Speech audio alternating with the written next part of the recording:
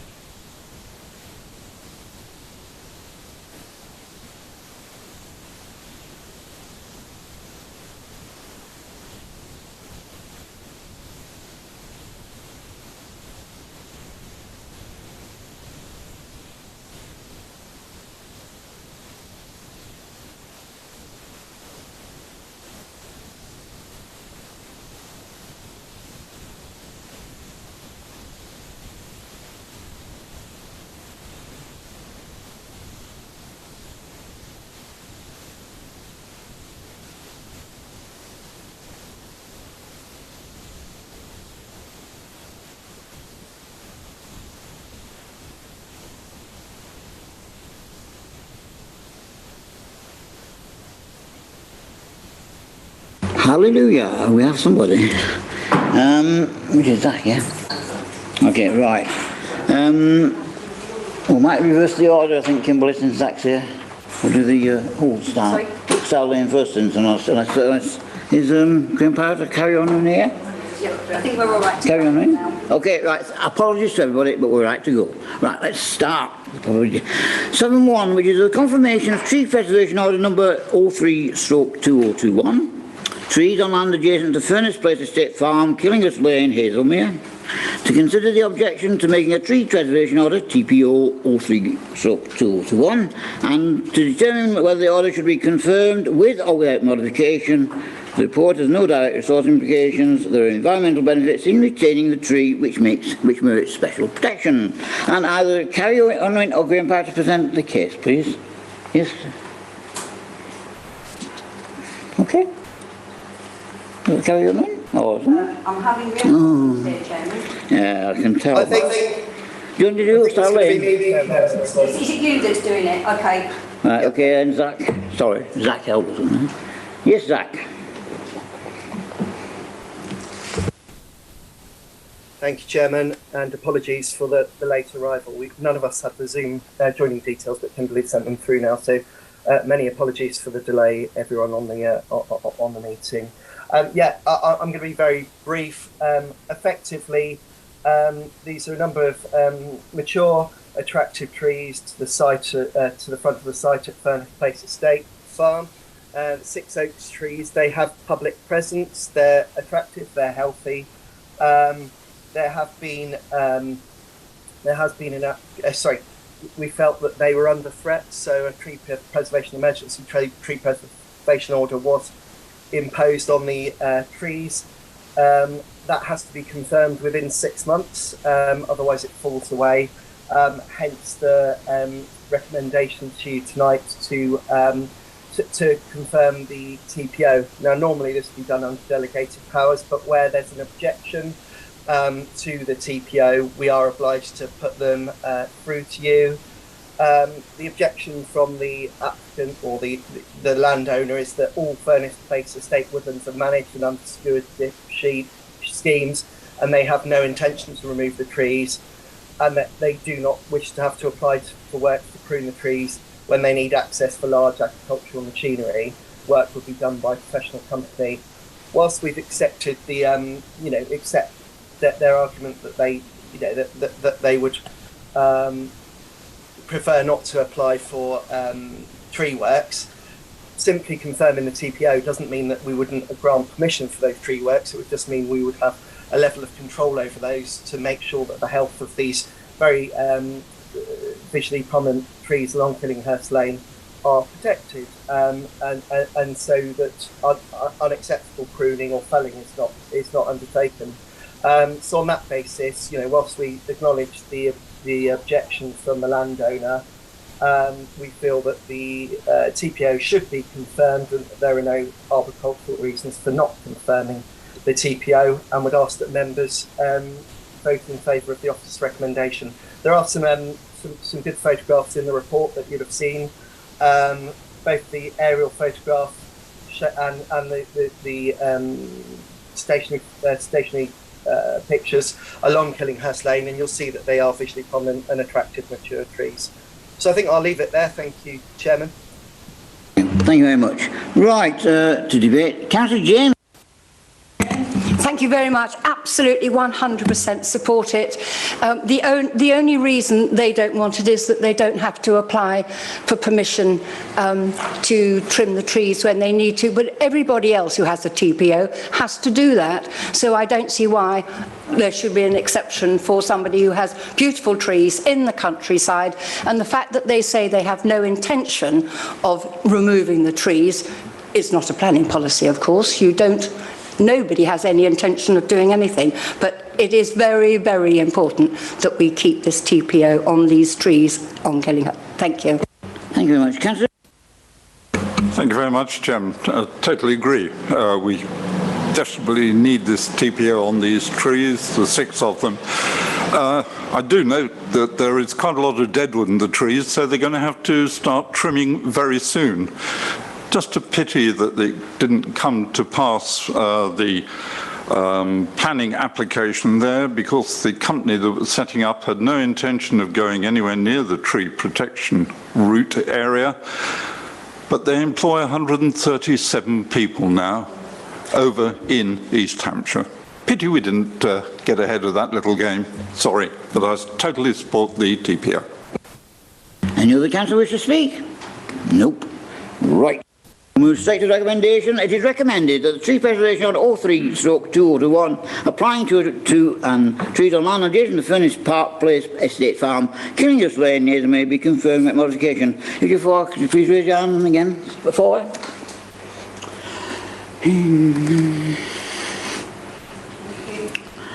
Do we need to do any more? No, it's unanimous, isn't it? Yes? Yeah, it's unanimous. Thank you. Now move on. Right, next one.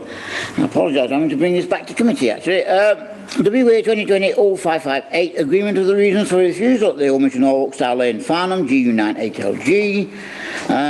The above application was reported to the Western Area Committee on the 15th of June. You'll recall that the committee voted to refuse permission, contrary to the officer's recommendation, for a number of reasons. The 4 reasons were to be agreed in writing with myself and the local ward members, and also the vice chair.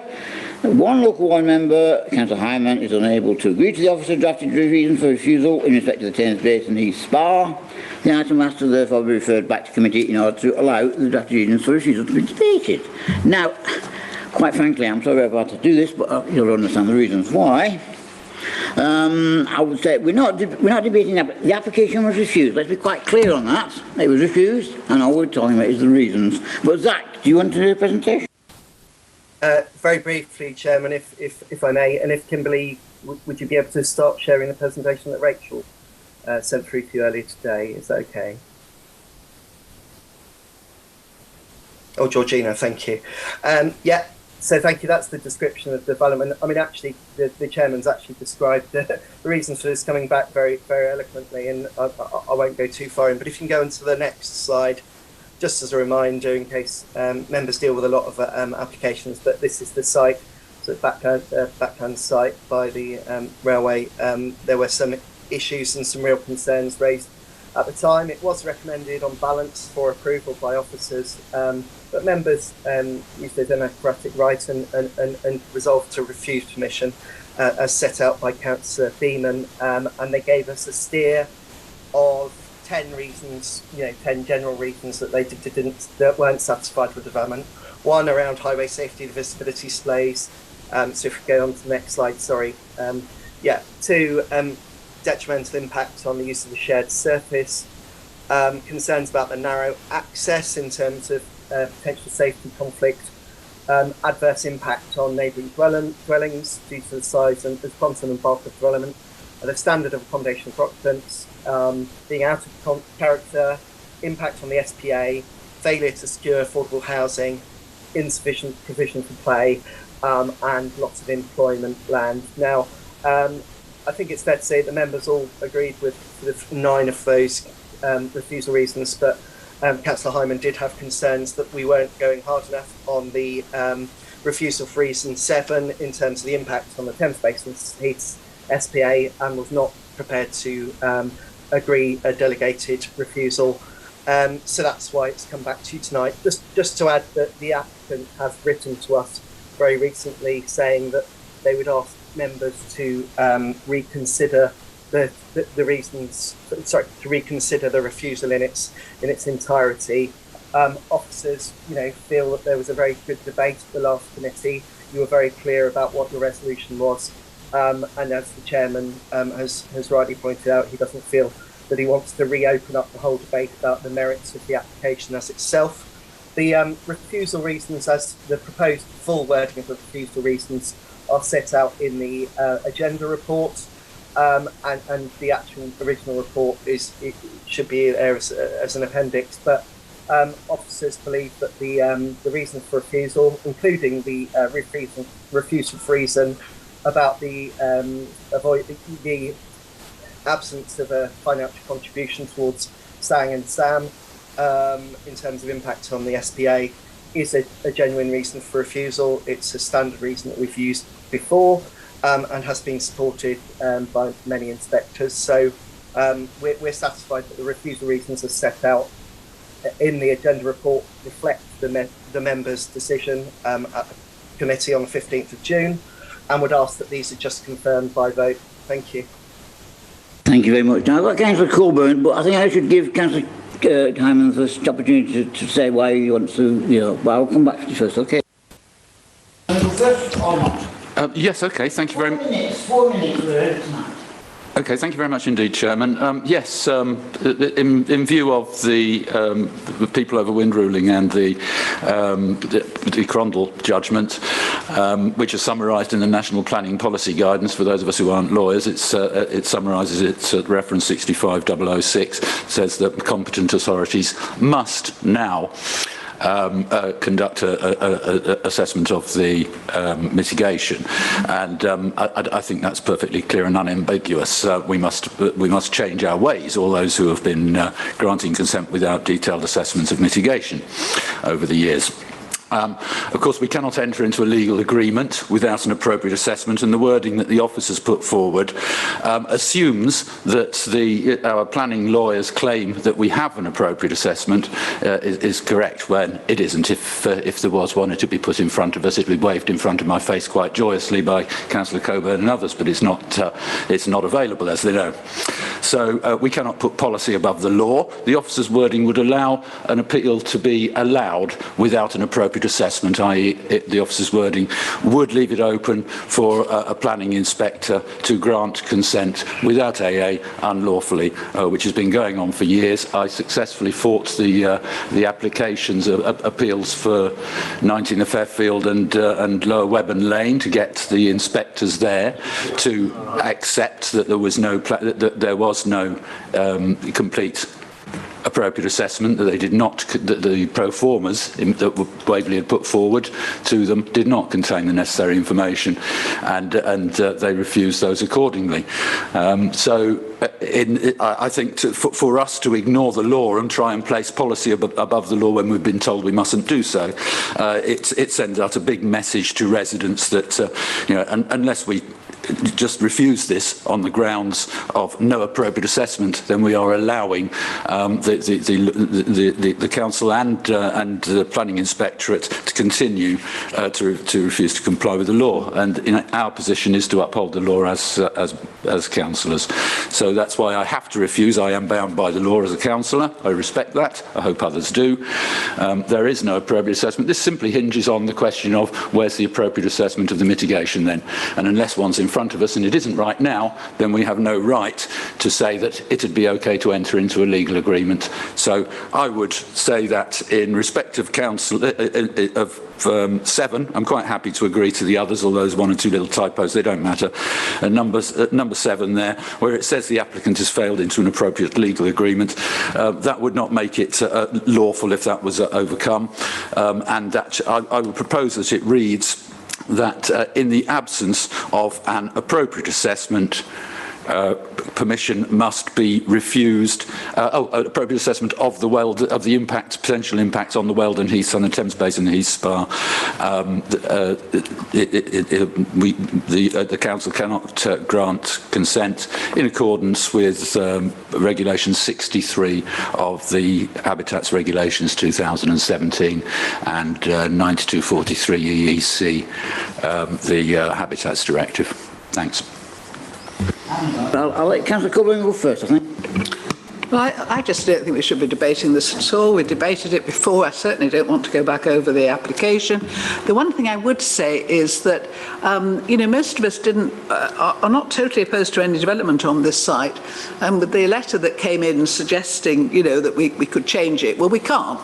We've made the decision. But it would be nice if instead of going straight to appeal, that the applicant did work with us to get a better scheme. But as things stand, we refused it. We've got a list of objections, and I think we just vote on it, and if the majority is in favour, then that's the end of the story as far as I'm concerned. Speak. I'd just like to add that I quite agree. I think it's strange, Councillor Hyman, that you're the only person in this room who believes that we're acting illegally. But I was found correct, the only person that's been found correct by the courts in the People Over Wind judgment, wasn't I? So it's rather strange that other people seem to have some personal reasons for ignoring the fact that the MPPG says we must now conduct assessment of the mitigation. I don't know what people misunderstand about that. But perhaps residents would like to ask their own ward councillors how they misunderstood that. I think you ought to read the judgment of Lower Webburn Lane a bit more carefully, Councillor Hyman, because it didn't say there was no appropriate. It just said there were papers, but she didn't go into the appropriate assessment because there was no needed to, if I remember rightly. Is that correct? And she would not have said that if she had an appropriate assessment, would she? The first thing I did was force her to get her to agree that it was not a complete appropriate assessment. Those who were present at the 6-day hearing will know that, and all the documents are online if you wish to check for yourselves. Well, I think I'm going to agree to disagree there, and I'm prepared now to move to the vote, which is that the vote for the recommendation of, the original recommendation, as in the 10 reasons. Those in favour, please raise their hand.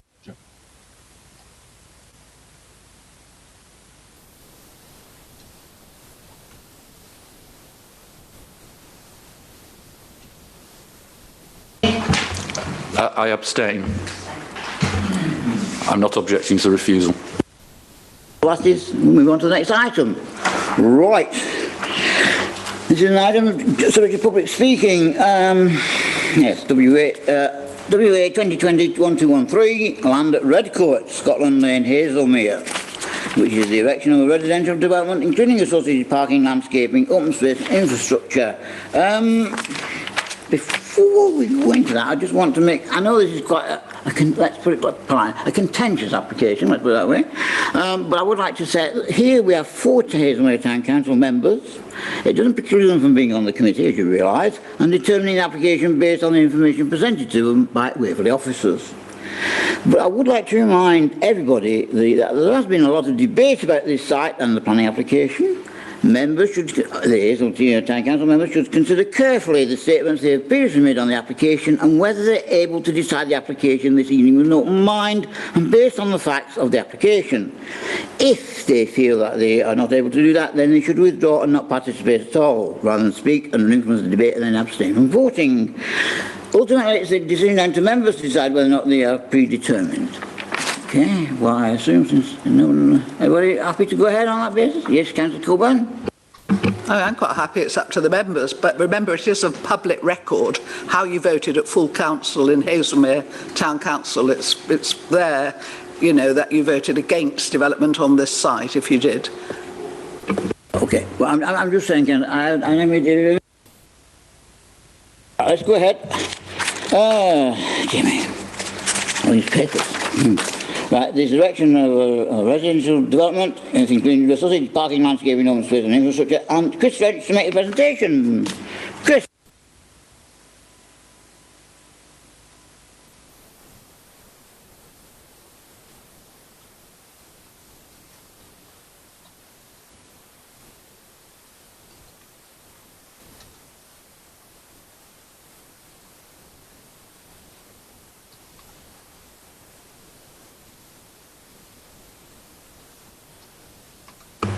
Chris, we can't hear you if you are speaking.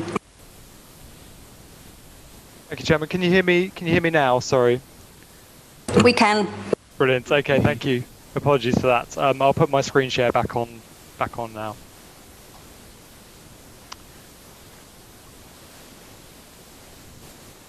And can everybody see my screen? Okay.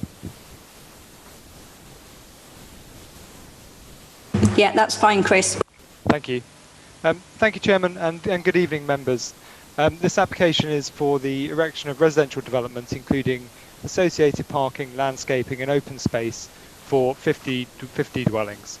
There's a number of updates since the publication of the update sheet. So there's a few verbal updates that I'm going to run through before we get started. So since the completion of the updates sheet, there have been 4 additional late representations that have been received. One from HSRA and another from a neighbour to the site. These both raise a range of issues such as the impact on the AONB, neighbouring amenity, and that have already been covered in the update sheet. A further representation has been received, it was received by us earlier today, regarding biodiversity net gain calculations. It's worth reiterating that the Surrey Wildlife Trust have reviewed the latest version of the document and raising no objection, and that there's not currently a set target for net gain until the Environment Bill comes into force. A late representation has also been received from Councillor Hyman, raising concerns with the appropriate assessment process and information not being available on the website. With regards to the appropriate assessment, one has been completed, and Natural England raised no objection subject to the avoidance measures. With regards to the 2 documents not on the website, one is a note primarily focusing on what the enhanced landscaping scheme will involve, which is a matter secured via condition details, which are to be submitted and agreed. And the other is a note from the ecologist providing further details in relation to the avoidance measures and the circular walk, which is referenced in the officer's report and will be provided in one of my slides for the avoidance of doubt.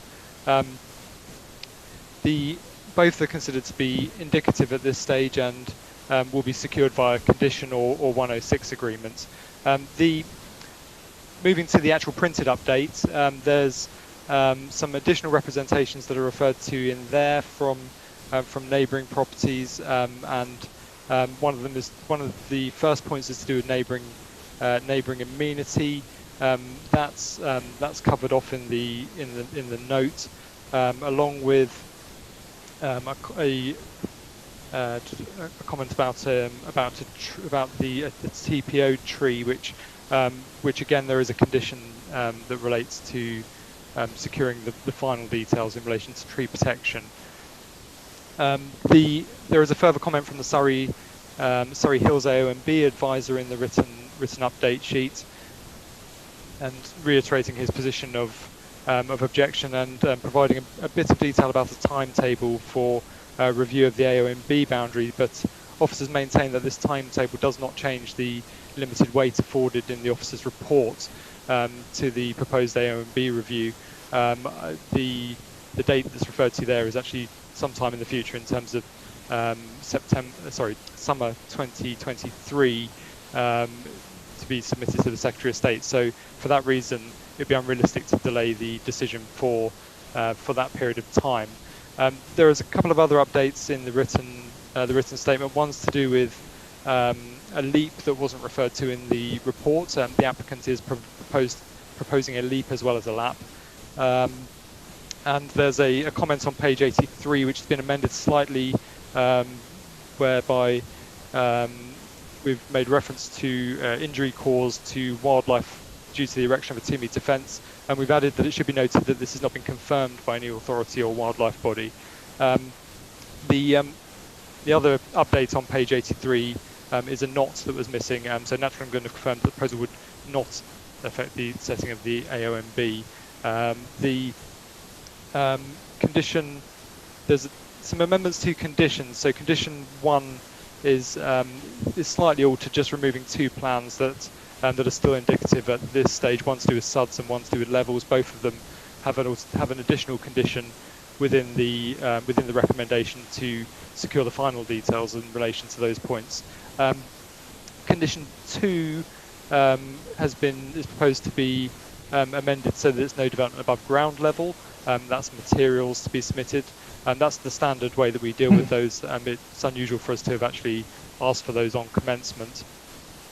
And then condition 3, we're proposing to change that to prior to first occupation of the development hereby approved. And there's some minor alterations to conditions 4 and 8, which are conditions to do with parking, and that's just to ensure that the parking is provided prior to the individual dwellings being occupied, rather than the parking across the whole site being provided before the first dwelling is occupied. So that's the standard approach that should really be adopted. There was the word plan missing from condition 11, and condition 7 was just a typo in there. Sorry, 27 that is. Condition 39 is an additional condition, just securing some further details in relation to the source protection zone. So yeah, those are all of the updates. So we can now look through the details of the application. This is the site location plan. As you can see, the application site's outlined in red. The blue line around the other land is other land which is in the applicant's ownership.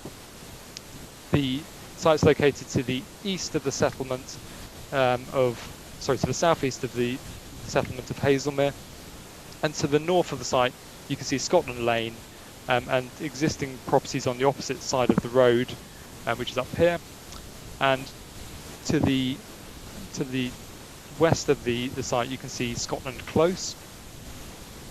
It should also be noted that the Red Court itself is to the south, which is Grade 2 listed building. This slide shows the AONB boundary as set out in Natural England's mapping. As set out in the officer's report, the site's just outside of the AONB, but within the area of great landscape value, and also within the countryside beyond the greenbelt. The site is fairly well contained, with no clear views from the public rights of way, and would also follow the line of development as taken from Scotland Close to the west, meeting up with the settlement boundary at Scotland Lane on the opposite side.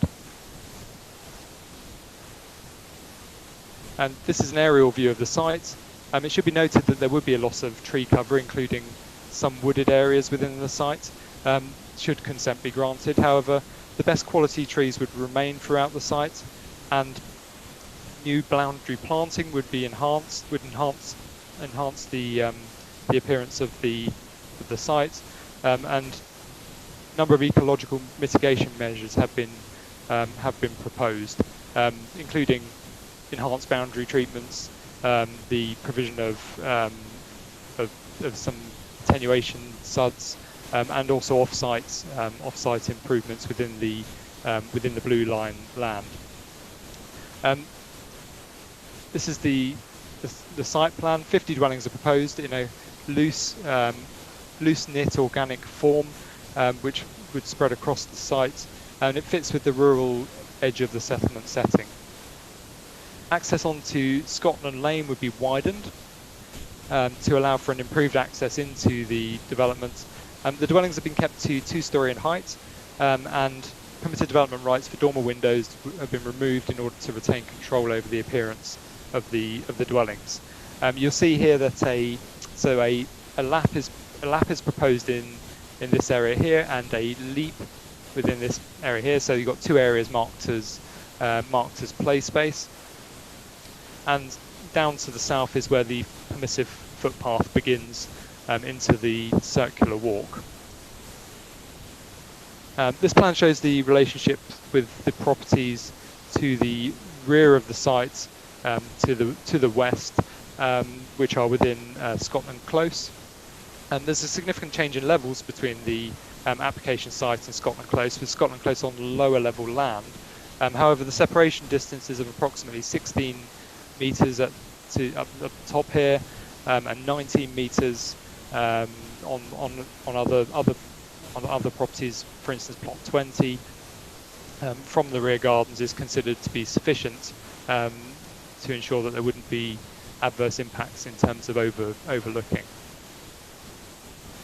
And this is the tenure plan in terms of the affordable housing. The affordable housing units are in pink on this plan, and make up a provision of 30% in line with our policies. Of note, they're well spread across the site, so they're not just located in one area. They're mixed across the site, which obviously promotes an integrated form of development. This is the footpath link, which has been referenced. This site is located within 5 kilometres of the Wealden Heath Special Protection Area. In consultation with Natural England, a scheme has come forward that provides avoidance measures in relation to the Wealden Heath, and that's in the form of a circular walk and a set of permissive footpaths. It's all within the land, within the blue line, which is within the applicant's ownership, and would be secured via legal agreements. And here we have some of the street scene drawings. The plan at the bottom shows which properties they're showing. So these are the ones at the entrance of the site. They're in a traditional form, reflecting the surrounding developments in the area. There's quite a range of different designs, which helps create a good sense of place. As you can see from the street scene drawings, there's a good variation within even within this street scene. You've got a mixture of hipped roofs, gable ends. Materials would be agreed via condition 2. However, they can comprise a mixture of warm orange bricks, red bricks, clay tile hanging, render, painted brickwork, and timber boarding. So there's a good mixture, a good palette that's been put forward indicatively at this stage in terms of materials. This is one of the other street scenes that's been put forward. You can see this is the street scene which covers the rear of the site. So where it says 16 in here. So these are the properties that would back onto the Scotland Close. So plots 14 to 17, which are these here on the left-hand side, are part of the affordable provision. It's a flatted building of 4 flats. It's been very well designed and has a low eaves and has windows breaking the eaves line. You can see there are gables and dormer style windows here, and it's no bulkier in appearance than a large detached dwelling may be. The building next to that is plots 18 and 19, which are small bungalows, which are also part of the affordable provision. They're well articulated. They have small chimneys, which adds some interest to the design. And this is plots 35, 36, and 37. So the plan at the bottom shows where they are on the site. They're a terrace of 3 dwellings, part of the affordable provision, and I've shown these properties as they're probably one of the largest of the buildings on the site. And as you can see from the blue arrow, they're right in the middle of the of the site. The building remains of good design with traditional doors and windows, and also contains a central bay which adds some interest and appearance to break up the built form. This is the floor plan, so you can see that it's made up of two 3-bedroom properties and 1 2-bedroom property in the middle there. And this is plot 48, which is one of the market dwellings, and is it has a lot of detailing around the windows, and has some detailing on the side of the building within the brickwork. And this is the floor plan. You can see it's a 4-bedroom detached property. As you'll be aware, part of the application proposes a pedestrian improvement plan. This is the plan that I've put together just to give an indication of where the pedestrian improvements would take place. So it would run from the site and then through to the Petworth Road, allowing easier access into the high street from the application site. I'm not going to show all of the highways improvement plans in the presentation. However, I picked some that explains how it would work. At the bottom of the slide, you've got the widened access from the site, with a footpath taking you to the other side, and that would also allow you to also get into the recreation ground here. So you can exit the site and into the recreation ground, but you can also join onto the old Hazelmere Road, where there's a mixture of virtual footpaths and 2-metre wide footpaths that would then run along the old Hazelmere Road. This plan shows a section along old Hazelmere Road, which would be turned into a footpath area. What is also notable is these are the virtual footpaths down here at the bottom. So the virtual footpaths then link into the actual footpaths where they are able to be provided. And this plan shows the section of the footway at the point that the route runs from Museum Hill onto the Petworth Road. And now we've got some photographs of the site. So the plan at the top shows where they've been taken from. So photograph A is looking towards the entrance to the site, and so it utilises the existing entrance, but it obviously would need to widen it in order to make sure that the appropriate visibility displays are provided. And photograph B is taken from just within the entrance of the site, and shows the wooded areas, some of which would be lost to the side. And if we move on to the next set of site photographs, A is taken from well within the site, looking towards the boundary, and that property that you can see there is on Scotland Lane. And then B is looking from within the middle of the site back towards Red Court. So that's Red Court that you can see set well within its own boundary. These are photographs of the rear of the site. So A and B are looking towards the rear boundary with Scotland Close. You can clearly see the roofs of these properties from the photographs, and demonstrates that they are on lower level land. And photograph C shows the eastern boundary, which is where the permissive footpaths would go through and into the fields beyond. This slide shows a view down old Hazelmere Road, where the pedestrian improvements would be secured. So just an indication of where those would go. It would be down the sides there. This slide sets out the main matters of consideration. So in terms of the principle of development, it's recognised that the site is outside of the settlement boundary, but is located in a sustainable location close to the town centre. In terms of design, character and layout, the scheme is well designed and responds well to the location on the edge of the settlement. In terms of the impact on the countryside, the site is fairly well contained by existing boundary treatment and is not prominent within the landscape as viewed from the public vantage points. There would clearly be a high level of change from as viewed within the field.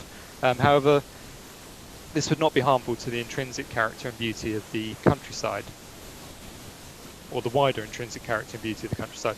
With regards to the impact on the AONB and the AGLV, subject to mitigation in terms of enhanced planting, and also taking into consideration the presence of existing residential developments along the south of Scotland Road,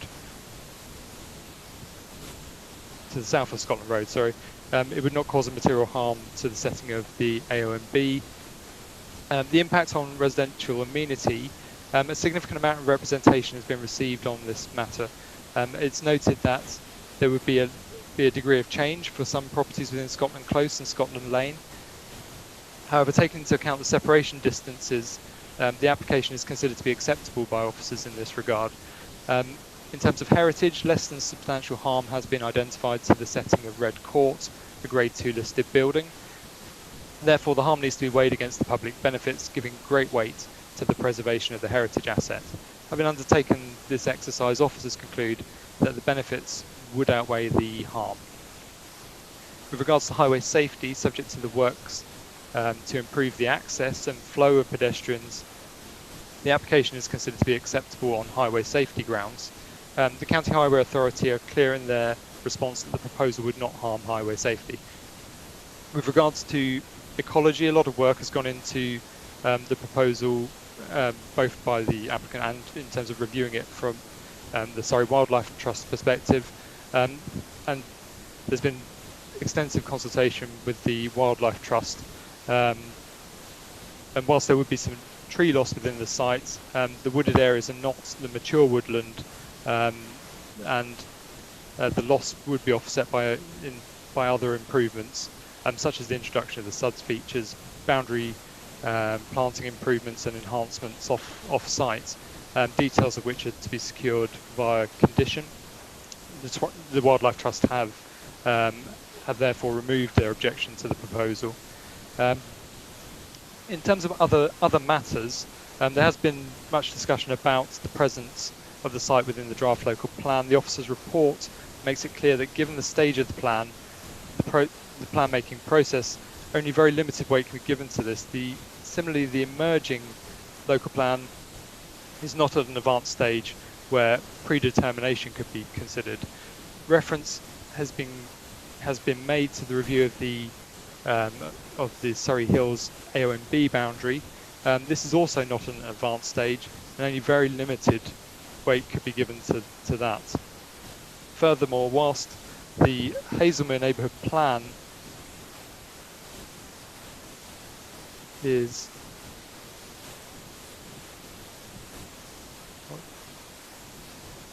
whilst the neighbourhood plan is at a slightly more advanced stage,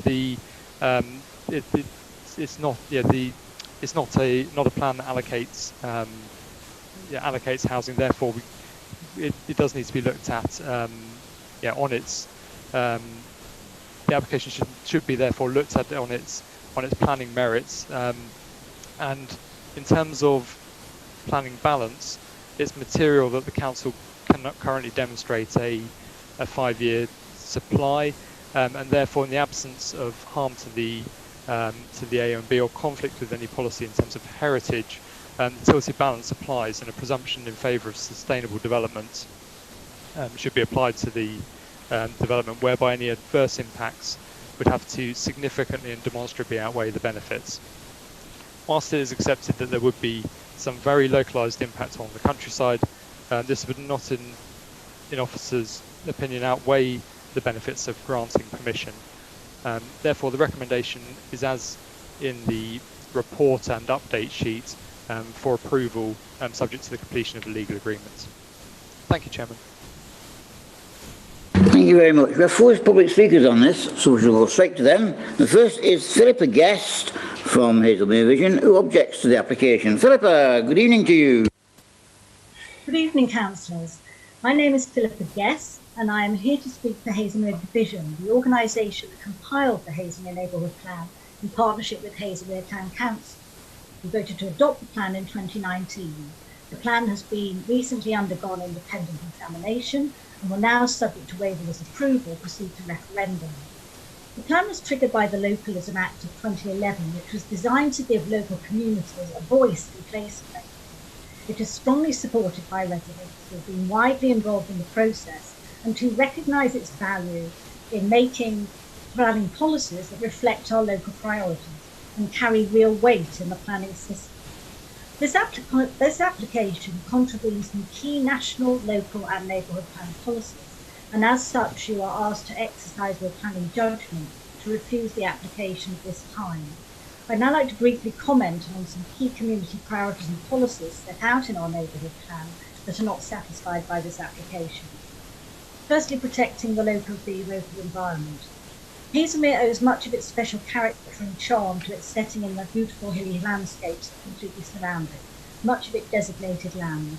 The neighbourhood plan reflects the majority view that development should occur within settlement boundaries and on brownfield sites and priority to greenfield sites. This site lies in the Surrey Hills area of Great Landscape Barrier. It has been identified as an AONB candidate area and recommended for inclusion in the AONB as part of the Surrey Hills AONB boundary review, which is due to begin shortly. We note the officer's report states that while the proposed development would inevitably change the overall landscape character of the site, it will not cause material harm to the setting of the AONB.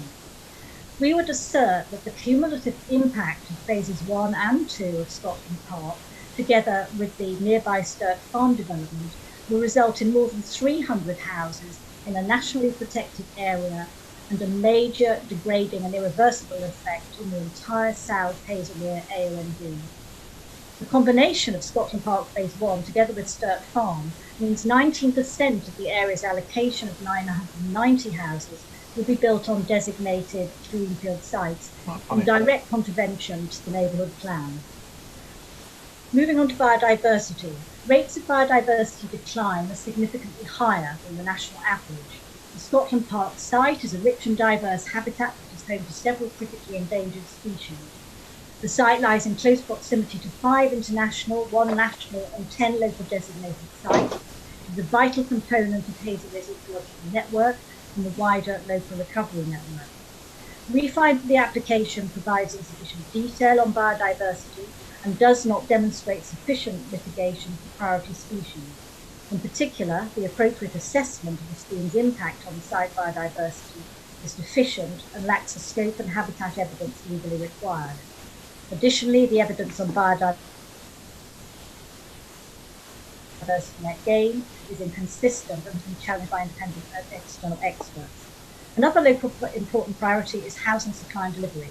The officer's report states that the council currently does not have a 5-year house demand supply. This means that the tilted balance is engaged and that planning permission should be granted unless any adverse impact significantly and demonstrably outweigh the benefits when assessed against the NPPF as a whole. On this basis, the officers conclude that the application should be recommended for approval. We submit that engagement of the tilted balance does not negate the development plan in coming to a decision on current local plan policies such as AGLB status and countryside protection. In considering adverse local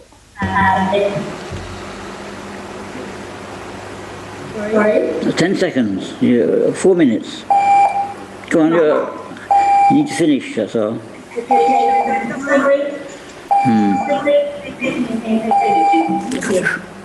Firstly, democracy listening to the local community. This scheme fails to address the local communities as set out in the voting Hazelmere plan. As a demonstration of this point, 544 letters of representation were received by Waverley on this planning application. Of these, 539 objected.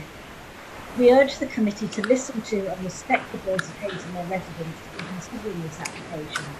Secondly, the relevance of prematurity. We respectfully ask this committee to exercise its planning judgment to refuse this application at this time.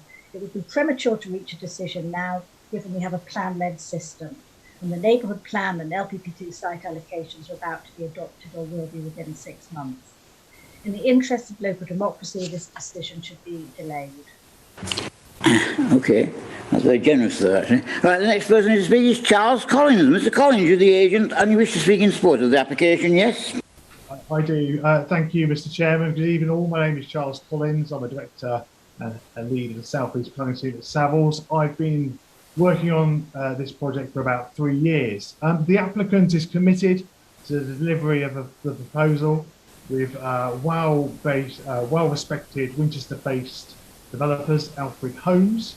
I do hope you've had an opportunity to review the further information shared with all members beforehand, which included some short videos demonstrating the design quality and the community commitment of my client. Redwood endorses the officer's recommendation for approval, which follows over 12 months of liaison. Alfred Homes wishes to commence construction as soon as possible. They have agreed a no dumbing down clause with the landowners and are committed to deliver the scheme exactly as shown by the plan presented. And the scheme has been designed by Manchester-based award-winning architecture, Poundal Water. An approval is being to support traditional vernacular architecture in an entirely well-contained and sustainable location. Notably, the land is framed by existing development of Scotland Close. The separation distances with the elevations of Scotland Close are in the order of 20 metres and the boundary. I'm sorry, Chairman, we can't hear what's being said. Could you ask Mr. Collins if he would like to repeat the last 30 seconds or so, perhaps slower and clearer? It's our software, I'm sure, not his end, because all of them are doing the same coming and going. So I would doubt if it was each of that Philippa Guest and Mr. Collins have both got the same problem. I think it's our software on the feed from the from the web. I did last 30 seconds too. Could you repeat it from the last 30 seconds, Mr. Collins? No, I can't hear at all. Just about. I'll speak as loud as possible. So I'm saying an approval for traditional... Can you get closer to your mic, Mr. Collins? I'll put the microphone... I have my microphone turned right up. I will get even closer. An approval this evening to your traditional vernacular architecture in an entirely well-contained and sustainable location. Notably, the land is framed by existing development on Scotland Close. The proposal is respectful to the surrounding area and of a low density, 17 dwellings per hectare. It utilises the location of an existing access and provides ample parking. It provides an attractive, safe and green environment, including children's play areas. And half the site is to remain green space, with the majority of trees retained and planted. It's worth noting that homes are to be energy efficient, with 20% of improvement over the 50% strength, and electric vehicle charging points will be supplied from the sector. We all know that the most sustainable locations in the borough must take their fair share of new homes. The Hazelmere is needs at least 990 dwellings by 2032. 8 years into the local plan period, and 218 dwellings being delivered to the town. It secures 16 affordable dwellings, 30% provision, 50% of the relatively few delivery of affordable homes paid for since 2013. The delivery of housing is generally behind trajectory, hence why a national authority provides the responsiveness and the prevention code is paid. In Hazelmere, the draft neighbourhood plan for separation from time, the examiner has approved and has made recommendations to some of the policy wording, which has been amended to permit development on the edge settlement where this is consistent with national policy. We're really drifting now. I can't hear you at all. And the agreed with the council, the national neighbourhood... Mr. Collins, just hold on. We've got some real technical difficulties here. You're just in the way again. I'm speaking again now. Can you hear me? According to my Zoom, I can be heard. Only just. I will continue to shout. As agreed with the council, the neighbourhood plan is not the mechanism to take out development. Instead, the emerging local plan parks we provided for this, which has included the application site for development in the past 3 draft information. It's the only green development in Hazelmere and significant requirements of the local plan park is by the majority of Hazelmere's housing numbers.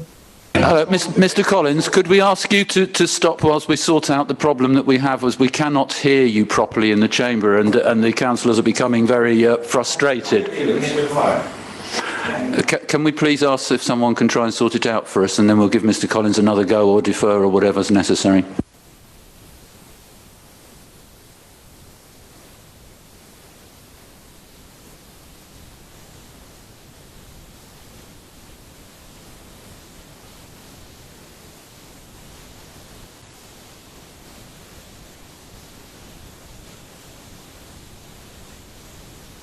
Right, well, you're here. I believe it's a... Yes, okay. Kirsten Ellis, Dr. Ellis, is it? Is that right? Dr. Ellis, yes. Yes, okay, for a councillor from Hazelmere. What's your doctorate in, matter of interest? What's your doctorate in? What is your doctorate in? Oh, it's English literature. Oh, okay. Anyway, sorry, that's a distraction. Right, Councillor Ellis, 4 minutes. Good evening, members. I speak here not for myself, but for Hazelmere Town Council. Let me disclose that I live adjacent to Red Court, and I'm also speaking for the Hazelmere community as to why this irreplaceable green area of natural beauty is so precious and unique to the setting of our town. Hazelmere's greatest asset is its beautiful environment. Robert Hunter, founder of the National Trust and our first mayor, fell in love with our special landscapes and did his utmost to protect them. 89% of residents surveyed for our neighbourhood plan said they did not want mass development on this protected habitat outside the settlement boundary as approved by our town council. The majority of our council rejected this application due to the great harm it would cause our environment and biodiversity, recognising it would change our town's character forever, and we urge you also to reject it. You are being asked to find exceptional circumstances and public interest to justify overriding national policy for this major proposed development as a standalone speculative application. It has even been suggested to you that key NPPF policies which protect this category of land, 170, 172, 174 and 175, just shouldn't apply. You are being asked to dismiss Waverley's own RE1 and RE3 policies, which say in all planning decisions that Red Court must be treated as AO and B. Natural England say they defer to Surrey Hills AO and B, and Clive Smith advised against this application and said it will harm the setting of the AO and B. The NPPF does not take lightly planning decisions which destroy or cause substantial harm to ecology, habitat and biodiversity, and the NPPF cannot be used to justify the interests of a single developer. The appropriate assessment regarding effects on biodiversity and habitat is deeply flawed and does not have the statutory required scope and evidence base, nor does it, as required, dispel reasonable scientific doubt on the effects of the proposal on the site. Professor Tom Oliver, leading British ecologist and consultant to DEFRA, has knocked holes in the submitted biodiversity net gain calculations, which he stated would clearly lead to substantial net biodiversity loss. You are being asked to accept the applicant's unverified, internally inconsistent calculations at face value. Surrey Wildlife has imposed conditions which it is not established the applicant can meet. You are being told that Red Court is needed to meet the housing numbers, but new, deliverable and achievable brownfield opportunities have recently come to the table following Waverley's own call for brownfield sites in 2020 as it finalises LPP2. The large Royal School site in Hindhead, owned by United Learning, an educational charity, will provide more homes on brownfield site than the 50 set out in Phase 1 of the application discussed this evening. It is asserted that all of our Council's objections have been adequately dealt with, but given the balance and trade-offs that are being evaluated, this is only the view of the officer and is not binding on the Town Council or the committee. I should stress that the Town Council's objections related to the application's negative impact on landscape biodiversity, wildlife corridors, tree loss and highways still stand. January's decision by the Court of Appeal on Longdean found that housing needs cannot trump building on protected AONB, and as mentioned, Red Court must be considered AONB, and that great weight should be given to conserving and enhancing landscape and scenic beauty. Longdean is smaller, less ecologically and biodiversity rich. Unlike Red Court, it is not adjacent to the South Downs National Park, nor known to be a natural corridor, nor documented as being a significant home for protected and endangered woodland species. In sum, the submission assumes committee members can disregard the legally required scrutiny undertaken with LPP2. Both the local plan and Hazelmere's neighbourhood plan are both at the very end of their processes. In fact, the only outstanding matter to be resolved is Red Court. In its local plan and corporate strategy statement, Waverley makes important commitments on climate change and biodiversity loss. You are being asked to set those aside. Secondly, this submission has little or no regard to whether it is supported by the majority of residents in Hazelmere and the Hazelmere Town Council. Surrey Hills AONB, to whom Natural England defer, have urged you not to grant this application. There have been well over 500 written objections to this application, with 4 letters of support, including the developers' associates. Your decision tonight will forever shape the character of our town. Residents today will know whether you support our neighbourhood plan and local democracy. Our children and grandchildren will judge us all by the quality of your decision as to whether you vote to protect our environment in Hazelmere or not. Thank you. Thank you very much. Mr. Collins is now on the telephone. Restart. Good evening again, Mr. Collins. How are you? You can start from the beginning. I think it's only fair, actually, you're given a full minutes. 4 minutes, Mr. Collins.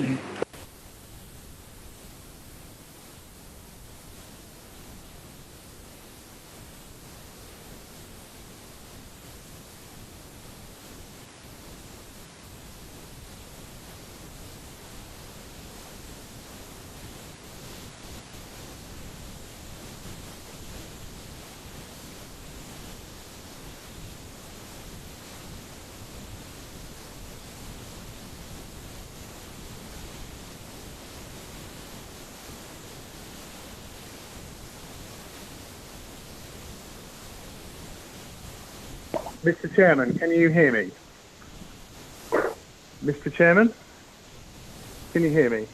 We can hear you, Mr. Collins. Hear you. Start again from the beginning, please. No, thank you. Sorry, I think I've been muted. Hello, good evening all. My name is Charles Collins. I'm a director and South East lead of Savills Planning. I've been engaged with the project for 3 years.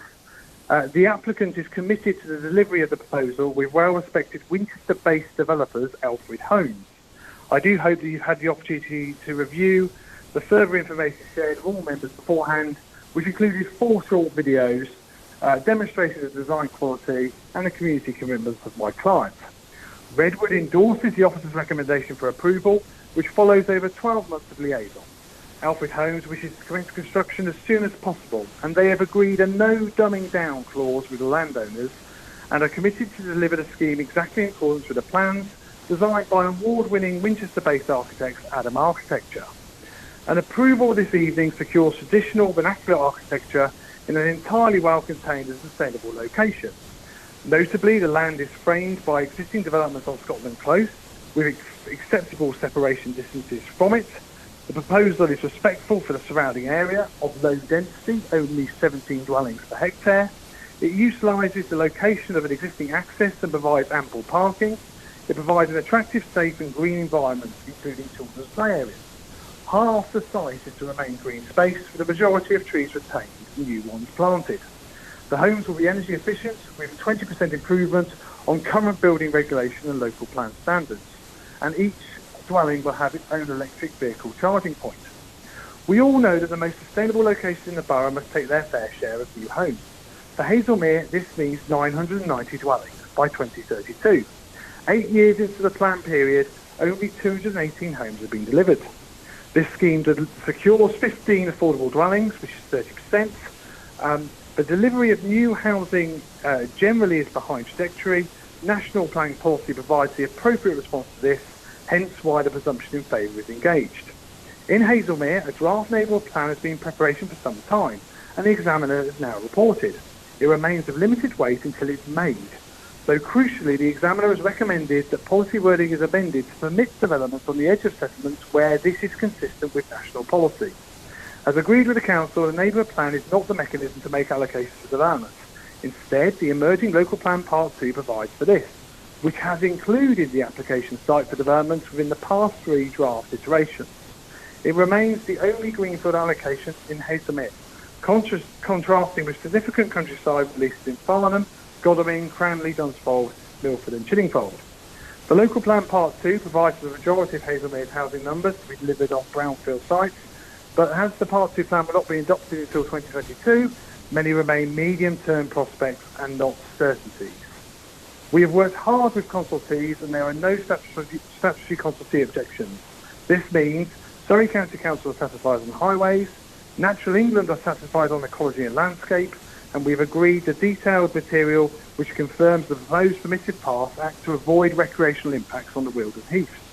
The Leaf Public Authority are settled on drainage, Thames Water is satisfied on water capacity, and Surrey Wildlife Trust is satisfied on ecology, notably the circa 20% biodiversity net gain which this proposal could achieve. All the required mitigation can be secured by appropriate condition or Section 106, and over £2.4 million worth of seal money will be provided by the proposal. Therefore, there are substantial public and planning benefits. The land has not been agricultural use for many decades, which is a relevant consideration. In respect of landscape, we wholeheartedly agree with the officer's report on no material impact on the national park or the setting of the AONB on the land which faces north away from it. Overall, the planning balance must consider the presumption in favour of sustainable development. The development is demonstrably sustainable and no harms exist which cannot be mitigated to significantly outweigh the pressing need for housing. We urge the committee to endorse the officer's detailed report and recommendation, which if approved will provide deliverable housing straight into the 5-year land supply. Thank you for your patience and apologies for the technical issues earlier. Thank you. Thank you very much. I think it's really should apologise to you, but there you go. But Zach, you wish to come in, do you, Zach? Very briefly, Chairman, it was mainly to do with, normally at the beginning of the committee we talk about important updates and government legislation, and I think it's prescient to mention that today the government published an update to the National Planning Policy Framework, so with 20th of July 2021 as the new date. So I think any reference to NPPF must reflect that this is the latest statement of government position. I do make it clear, though, I have double checked that in terms of the paragraph 11 of the NPPF, which is around the presumption in favour of sustainable development, that doesn't appear to have changed at all. And I just wanted to sort of very briefly, just to add to the presentation from Chris French, to say that what the paragraph says, and it says that plans and decisions should apply a presumption in favour of sustainable development. Going down the paragraph, it says for decision making, this means approving development proposals that accord with an up-to-date development plan without delay. Well, that doesn't apply in this instance because the site, albeit proposed for allocation in Local Plan Part 2, as Mr Collins has said, that's not part of the development plan until it would be adopted. So only limited or very limited weight could be attached to that. Nevertheless, we go on to the next bit where it says, where there are no relevant development plan policies, or crucially, the policies which are most important for determining the application are out of date, and forgive me, there's a footnote there that says, this includes for applications involving the provision of housing situations where the local planning authority cannot demonstrate a 5-year supply of deliverable housing sites with the appropriate buffer. And as Chris has quite rightly pointed out, at the moment we're unable to demonstrate a 5-year land supply. So the presumption, the tilted balance is engaged. So there is a presumption in favour of this being sustainable development. However, that must be assessed against, so the wording goes on to say, where there are no relevant development policies, or policies which are most important when determining the application are out of date, granting permission unless the application of policies in the framework that protect areas or assets of particular importance provides a clear reason for refusing the development proposed, or any adverse impacts of doing so would significantly and demonstrably outweigh the benefits when assessed against the policies in this framework taken as a whole.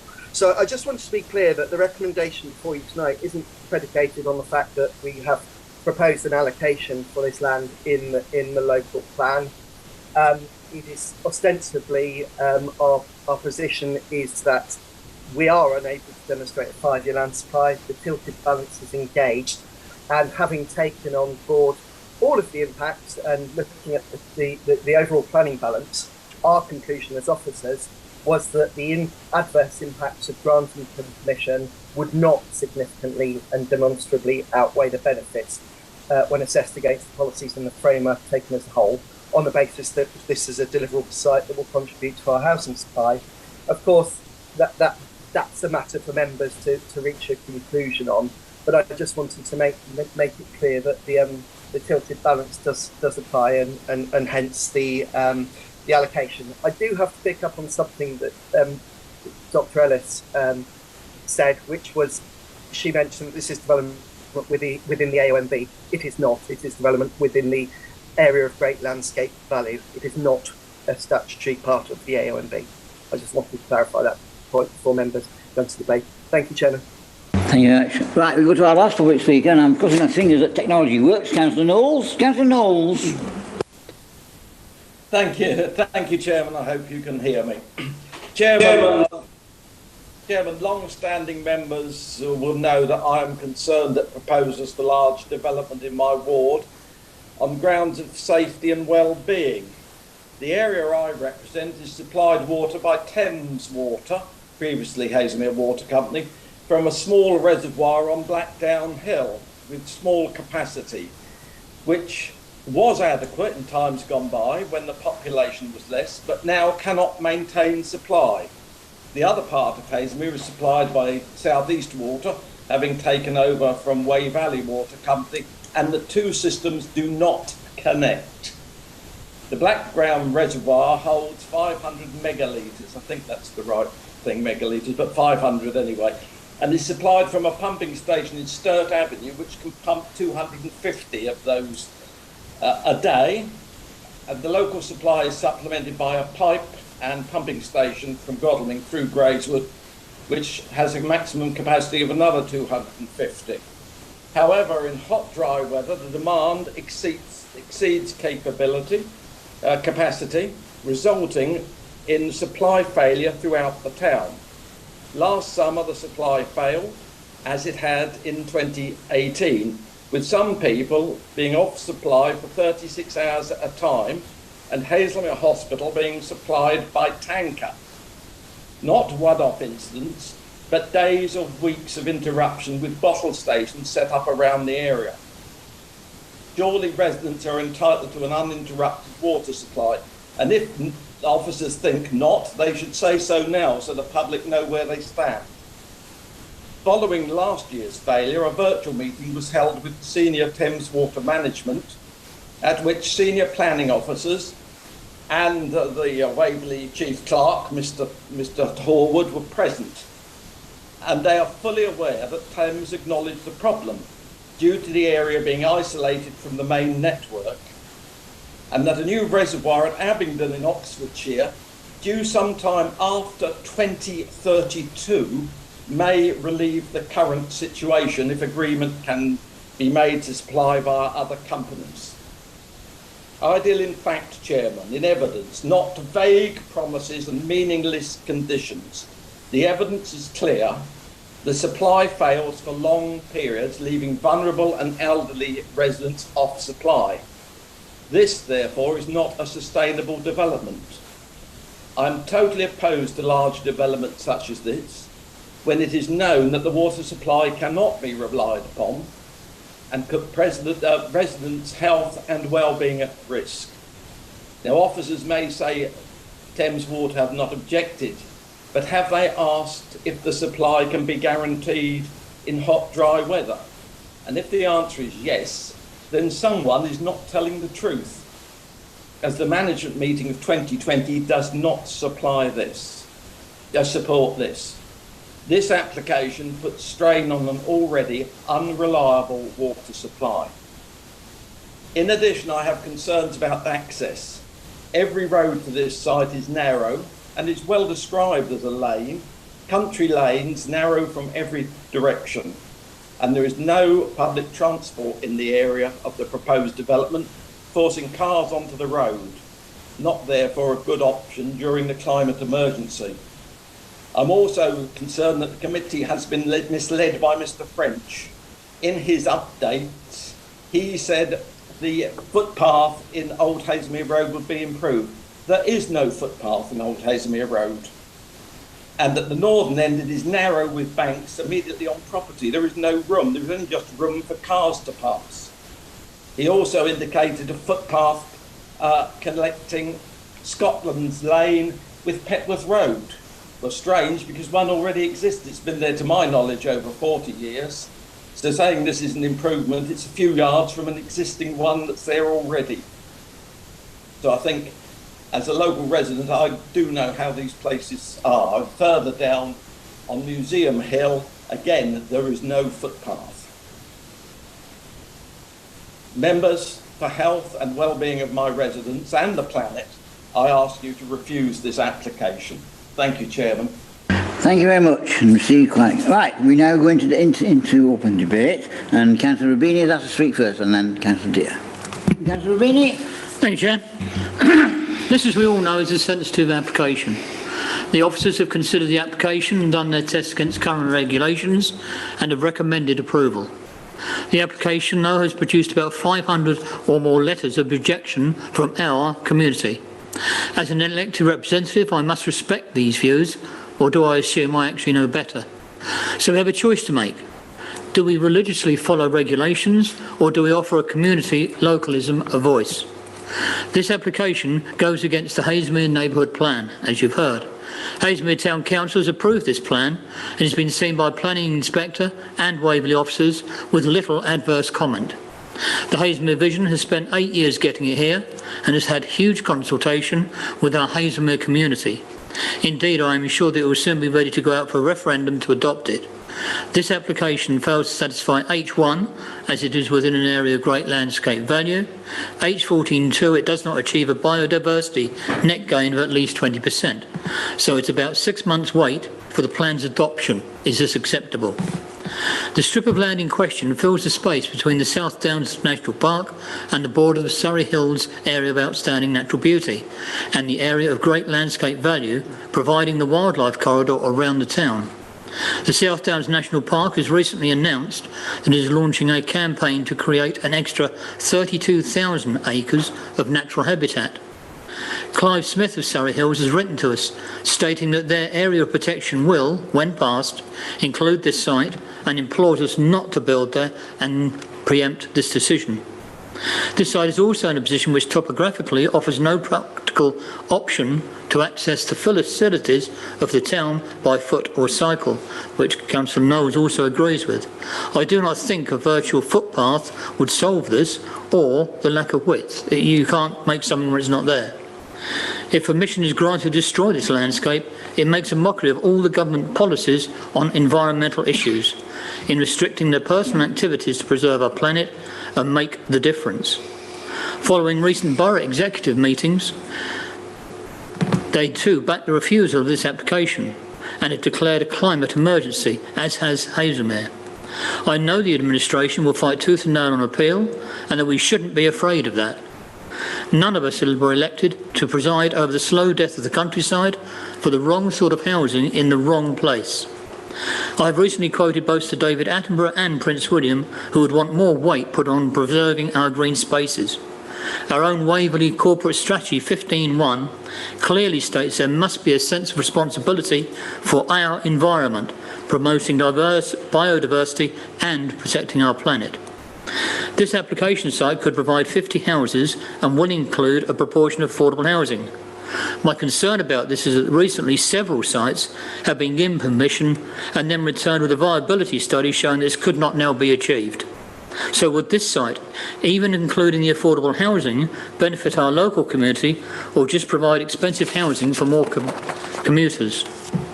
For many years, I've always been adamant that we should prioritise housing being built in brownfield sites before any further erosion of our precious and dwindling greenfield sites.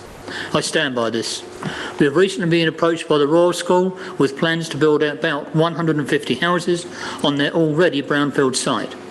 With these numbers, we would not need this application to achieve our government-dictated housing numbers. With the difficult local water supply issues, again as Councillor Knowles outlined, we need proof that supplies can be guaranteed over the hot summers. And I look to the water companies to improve their delivery to ensure that we can have guaranteed water over the hotter summers. The government demand for the extra housing. National planning policy is clearly ridiculous in its outcomes, and there has to be a point where we draw the line and make a stand against these numbers. I would, however, like to thank the officers for their hard work on this application, but having considered all of this, I am of the opinion that preservation of our greenfield spaces and supporting our community must come before profit and government diktat. I should be voting against this application. Zach, do you want to come in there? Just very briefly, Chairman, and obviously, I respect Councillor Beeny's comments there. I do, as a point of order, I do take issue with the statement that Clive Smith has said that this site will definitely be included within the OMB. We have no evidence to that effect. All we have is a timetable saying they hope to submit to the Secretary of State in 2023. So I think, that has to be taken with a massive pinch of salt, I'm afraid, and that's no disrespect to Mr. Smith, who I respect greatly, but I don't think, without any evidence or to that effect, I don't think we can take that statement as read. And Councillor Knowles, he hit the nail on the head when he said what officers would say, which is that this application has been specifically consulted on with Thames Water, and they have raised no objections to it. So, we can only comment on what the specialists have said. They've been consulted and they've said there's no objection on water grounds.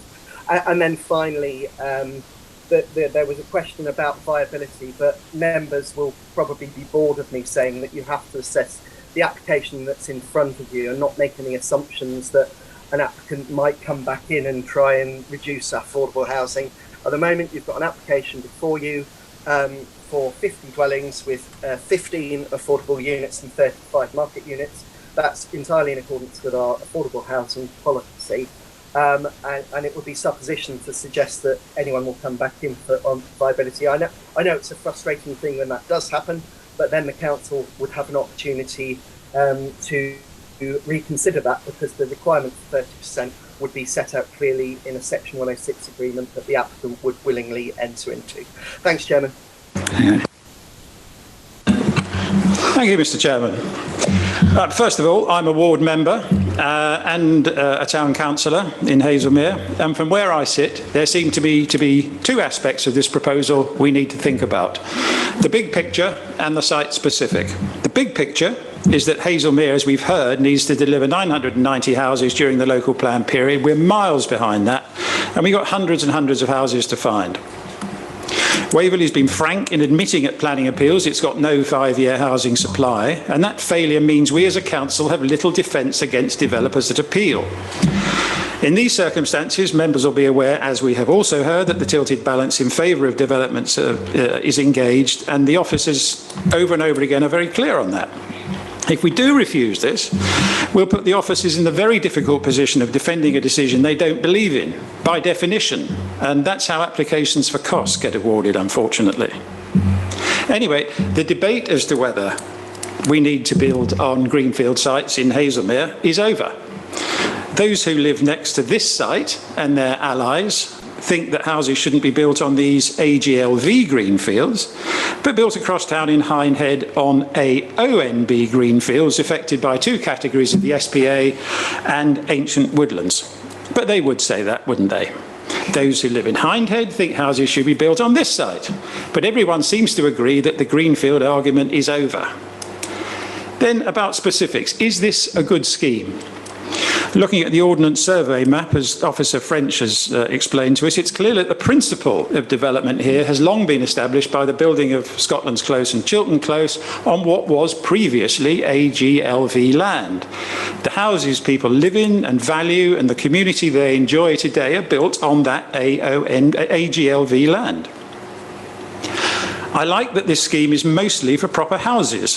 So many developments in Hazelmere are now densely packed apartments. This has gardens for everyone and good amenity space between the properties. And if COVID's taught us anything, it's that people deserve room and greenery as a matter of mental and physical health. That won't be provided on many sites, at least in Hazelmere, but it can be here. I like that there's a good measure of affordable housing. Being on open land, there's very little chance of a landowner being able to find the excuses to wriggle out of affordable homes as we've seen at other sites. That's much more a feature of brownfield sites where it's technically much more complicated. I like the design here. That's subjective, yes, but I think the layout and appearance of the properties is attractive. I think it's complementary to the style of the town and I like the village feel it has.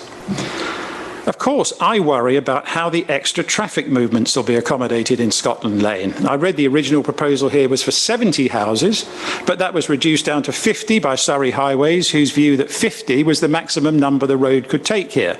There's an email on file saying they're happy, but, you know, they say most things are acceptable, don't they? Like Councillor Knowles, I worry about water supply. I mean, Thames Water clearly have upped their game since last year, but I suppose we just have to take at face value their assurance that they're increasing capacity and would be able to service this site.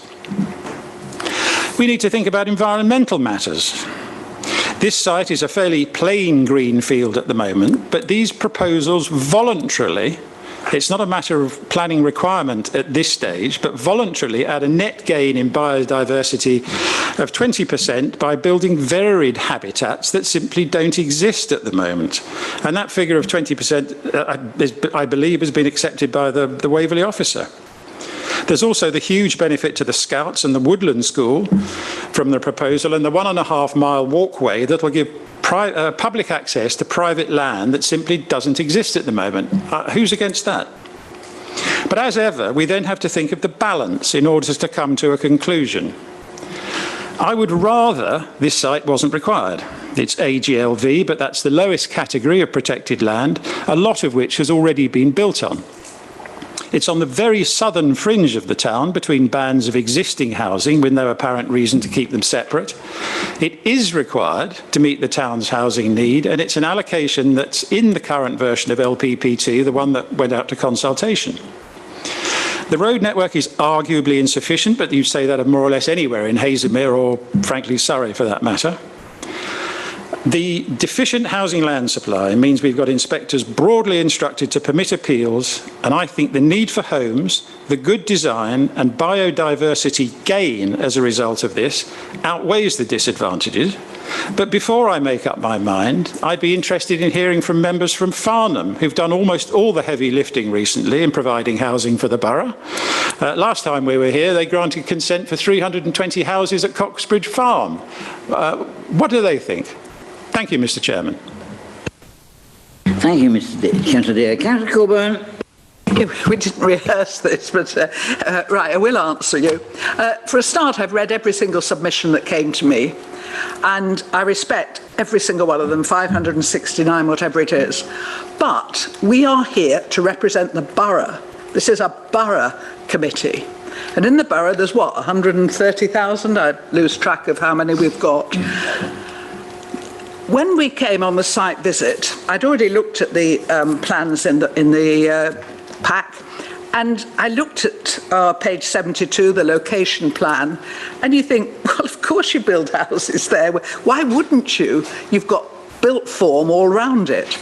So when I came onto the site, it was like going back in time, really. It was like those early days, those people who were around when we went to Cranley. 2,000 houses they've got on countryside beyond the green belt. We went to Alfold. They've got something like 180. It's about 400 plus if the ones that appeal go through. And then we've got Farnham, We didn't want to allocate green fields any more than anybody else wanted to allocate green fields. But we opted as a neighbourhood plan to deliver sites, and we delivered sites, greenfield and brownfield, and then we drew our boundary around the allocated sites. Everybody will say the same thing. We don't want to build on greenfield. We'd rather build on brown. But if it's not there, if it's not available and it's not deliverable, it's not a site that can go into any plan. I feel sorry for the residents for Hazelmere, because I think Hazelmere Vision and the Town Council should perhaps have delivered the neighbourhood plan, but they didn't. The neighbourhood plan, sorry, should deliver it with sites. The neighbourhood plan does not allocate sites, so you are open to what the borough decides. And the borough has to think about all its settlements. Every single settlement. And in fact, when we were at the Lower Webburn Lane inquiry, the opposing barrister called into question two of our policies in Local Plan Part 1, which was SP2 and ALH1, saying that because we hadn't identified enough sites in Local Plan Part 2 anywhere, weren't saying in Farnham, because Farnham has done it, that we had to have Lower Webburn Lane. So I'm sorry, Hazelmere, but your green field is exactly the same as all the green fields that have gone in Cranley, all the green fields that have gone in Alfold, and all the green fields that are going at the moment in Farnham. And we're fighting them like mad with the neighbourhood plan, apart from the ones we've allocated, obviously. So this is not democracy if just one settlement dictates really where development goes in all the other settlements. We have to be looking at this borough-wide. That's what we're here for. As I say, it's a borough committee. Here you have a site. Look at page 72. Look at it, where it is. It is such an obvious site. You could walk into town. I wouldn't fancy it myself, but you could from there. I have done it in the past when my aunt lived at Museum Hill. But the point about this is you've got a site here that's in a sustainable location, that's available, that's deliverable, that will deliver 50 homes, that will deliver some affordable homes. You're not going to get your affordable homes on any of your brownfields in Hazelmere, I can tell you that now. And as for this tilted balance, we haven't got a cat in hell's chance of defending this site at appeal, because it is a very good site because of its location, because it is a field. It's, yes, great landscape value, but so is every single field round the other site. So I'm sorry, Hazelmere. I really do think you've just got to take this one on the chin. We've taken 2,780. Kimberley's looking at a watch. Cranley's taken 2,000. Alfold's taken the best part of 450. I really do think you should just take this one on the chin and stop keeping going about Royal School. We tried to develop on it years ago, and the constraints on that site are enormous. I think you get about 18 on, if you're lucky, on the footprint. I used to work on it, Mr. Rubini, so no good shaking your head. We tried to develop it. Any other councillor wish to speak? Councillor Hyman. Sorry, Councillor Hyman. And then Councillor Ashwood, then... Sorry, I've only just put my hand up. I don't know whether others were before me. I think probably Councillor Isherwood, wasn't he? I don't know. Councillor Isherwood, you go first. Thank you very much, Chairman. First of all, I'd like to thank the officers for a very full report that covers all aspects of this situation that we're looking at. I'd remind members that this is a planning and not a political discussion. This application's been with us live for 12 months.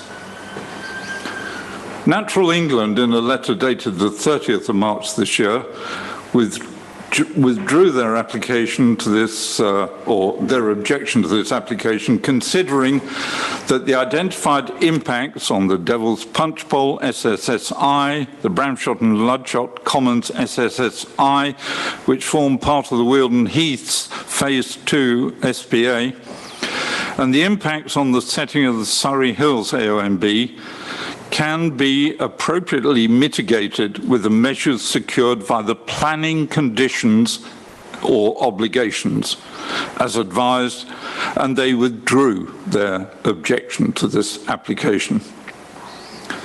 They stated that a packet of impact avoidance and mitigation measures should be secured to ensure that the development proposed will not contribute to the increased recreational pressure on the SPA and ensuring that minimum impact on the Surrey Hills AONB. I'd suggest that many of us harbour a touch of NIMBYism. It's a fact. That includes me. Hairs on the back of my neck prickled a little bit when my neighbour at the bottom of the garden put in a planning application to build some very large houses, taking down a lot of trees. On a personal and prejudicial interest, of course, I wasn't allowed to comment on that at all. He got permission. I'd suggest, therefore, that what we're looking at in Haslemere, the construction of 990 homes in the period 2013 to 2032 in Haslemere. So the question is, where do you build?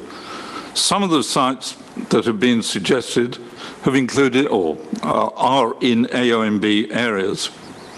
This proposal would provide 30 affordable homes in an area where we've failed to achieve this figure on a number of developments.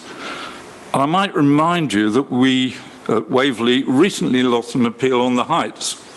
It was nearly 5 days of public hearing. Don't know how many of you attended that one, but that was it. We lost that appeal, and that was where the developer had submitted another viability report to prove they couldn't pay for their share of affordable homes, and they were not required to provide the standard, and they had not been required to provide the 30% in the first place. It was only 4 or 5, if memory serves me correctly. I note the objectors say that residents will be reliant on cars for school and shop runs. Let's be frank, that's what the current residents do.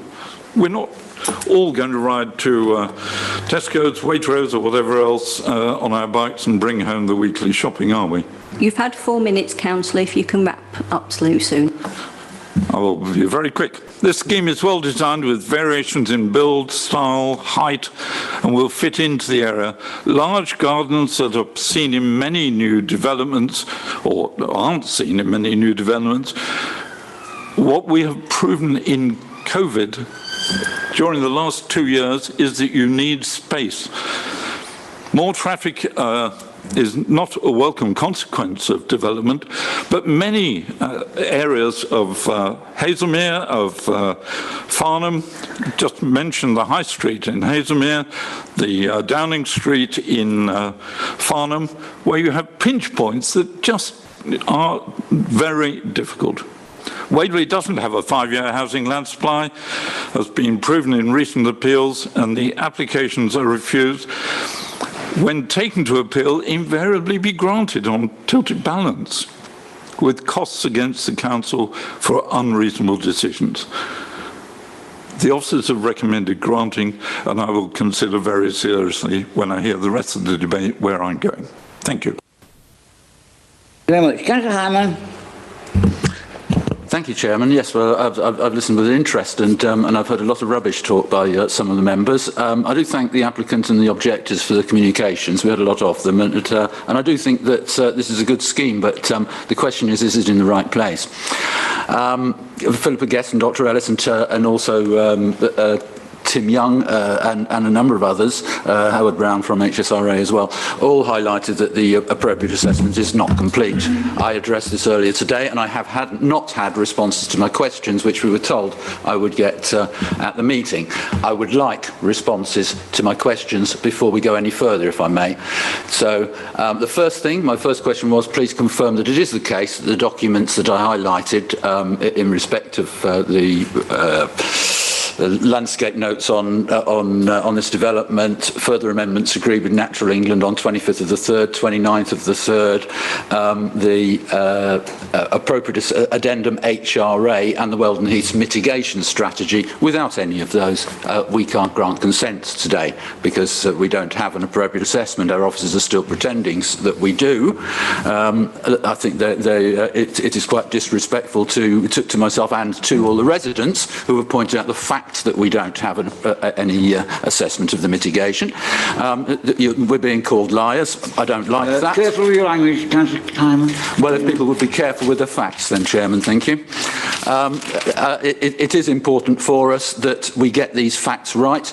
I did not get an answer to my question, which was in respect of paragraph 177 and 11 of the MPPG, which make it absolutely clear that in the absence of a complete appropriate assessment, the tilted balance does not apply, and the presumption in favour of sustainable development does not apply. So everybody, all the officers and members who have talked about that so far have been wrong. I'm sorry.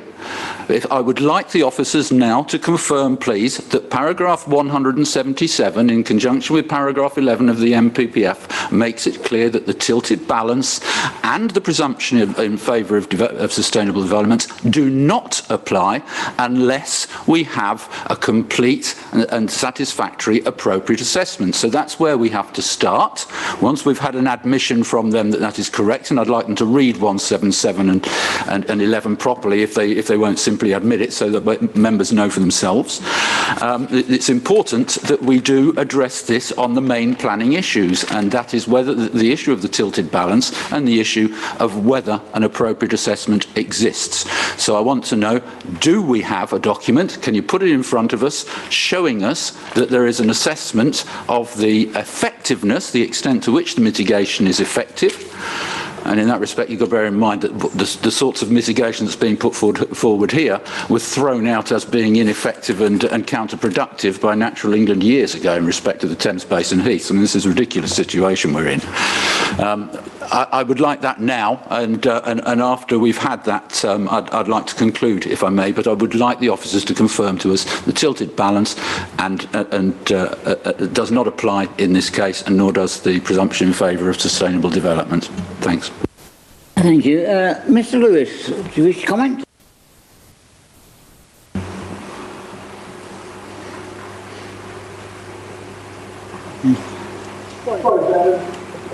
You're a bit faint.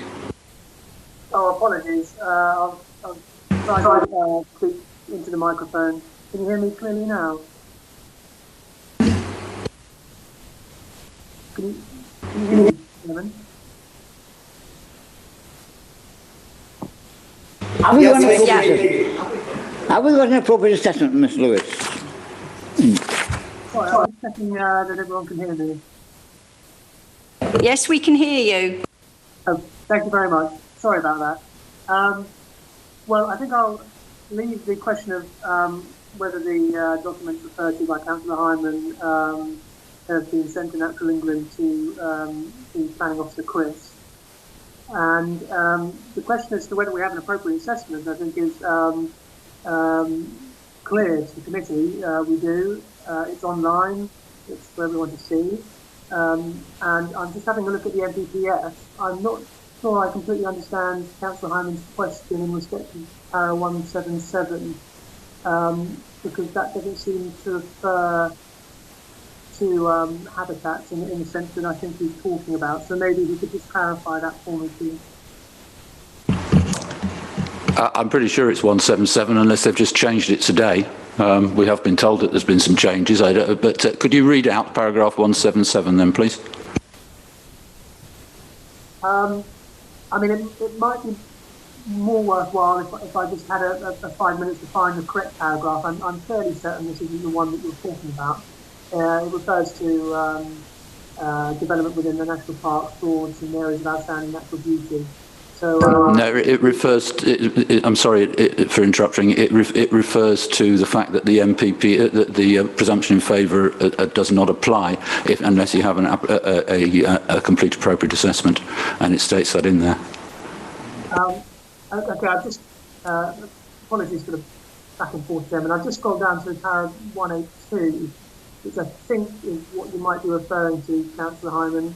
It says that the presumption in favour of sustainable development does not apply where the plan or project is likely to have a significant effect on a habitat site, unless an appropriate assessment is concluded that the plan or project will not adversely affect the integrity of the habitat site. So in response to that, I would say that we do have an appropriate assessment that has concluded that the plan or project will not adversely affect the integrity of the site. And therefore, unfortunately, the presumption in favour of sustainable development can't be disengaged as a result of that power. But I'm happy to come back if you have any further comments. Thank you, Chairman. Yes, where is that appropriate assessment of the mitigation then? We have a pro forma. It's not an appropriate assessment because it doesn't contain bird numbers, it doesn't contain conservation objectives. These are legally required. It doesn't contain a complete in combination assessment, and it certainly doesn't include the any assessment of the mitigation. It's online, it is a pro forma, and if members would like to look at it, I've asked people to do so and provided links. There is no assessment of the effectiveness of the mitigation within there, so it's not an appropriate assessment. Can you confirm that you asked that you're stating? He says that. We'll just demonstrate it. Put it in front of us. Yeah. Chairman, can I please? Yeah, well, 2 points really. Firstly, I hope you will reprimands the Councillor Hyman on his rather aggressive approach to this. You know, the way he spoke about officers and the way he repeatedly speaks about officers is really not conducive to a good debate, I'm afraid. And that was a very aggressive way of putting his questions. You know, it could have been done in a way of, you know, in a much more polite way. But I'll leave that to you to chair the meeting, Councillor Beaman. The second point is quite clear. We believe we have got done an appropriate assessment. If Councillor Hyman feels that it's not acceptable and it doesn't do the job, he can vote against the application. Simple as. Thank you. Thank you very much. I did ask Councillor Hyman to be covered. Councillor Hunt, you. Thank you, Chair. So I just listening to everybody's point of view. There's a few things that kind of stick out in my mind. The first being Councillor Isherwood, I think, said that this is not a political discussion. I mean, it is, because everything we're talking about is a result of the policy that the politicians in this country have set. And it seems to me that every conversation that we have in respect of housing numbers and supply and whether we build on the green belt or not and everything else, and the planning policies which seem to be weighted quite heavily against pretty cash-strapped councils are putting everybody sat here on the back foot in respect of any development that wants to be built. So, I mean, I'm from Farnham and there's clearly a ton of houses being built in Farnham. So part of me naturally thinks, well, if Farnham's getting built and the character of the area is being, completely changed, and I've only been there 6 years and it's Webber and Badshaw Lee is completely changed in that period, why shouldn't other areas, take some of the brunt as well? So, from a human perspective, part of me thinks that.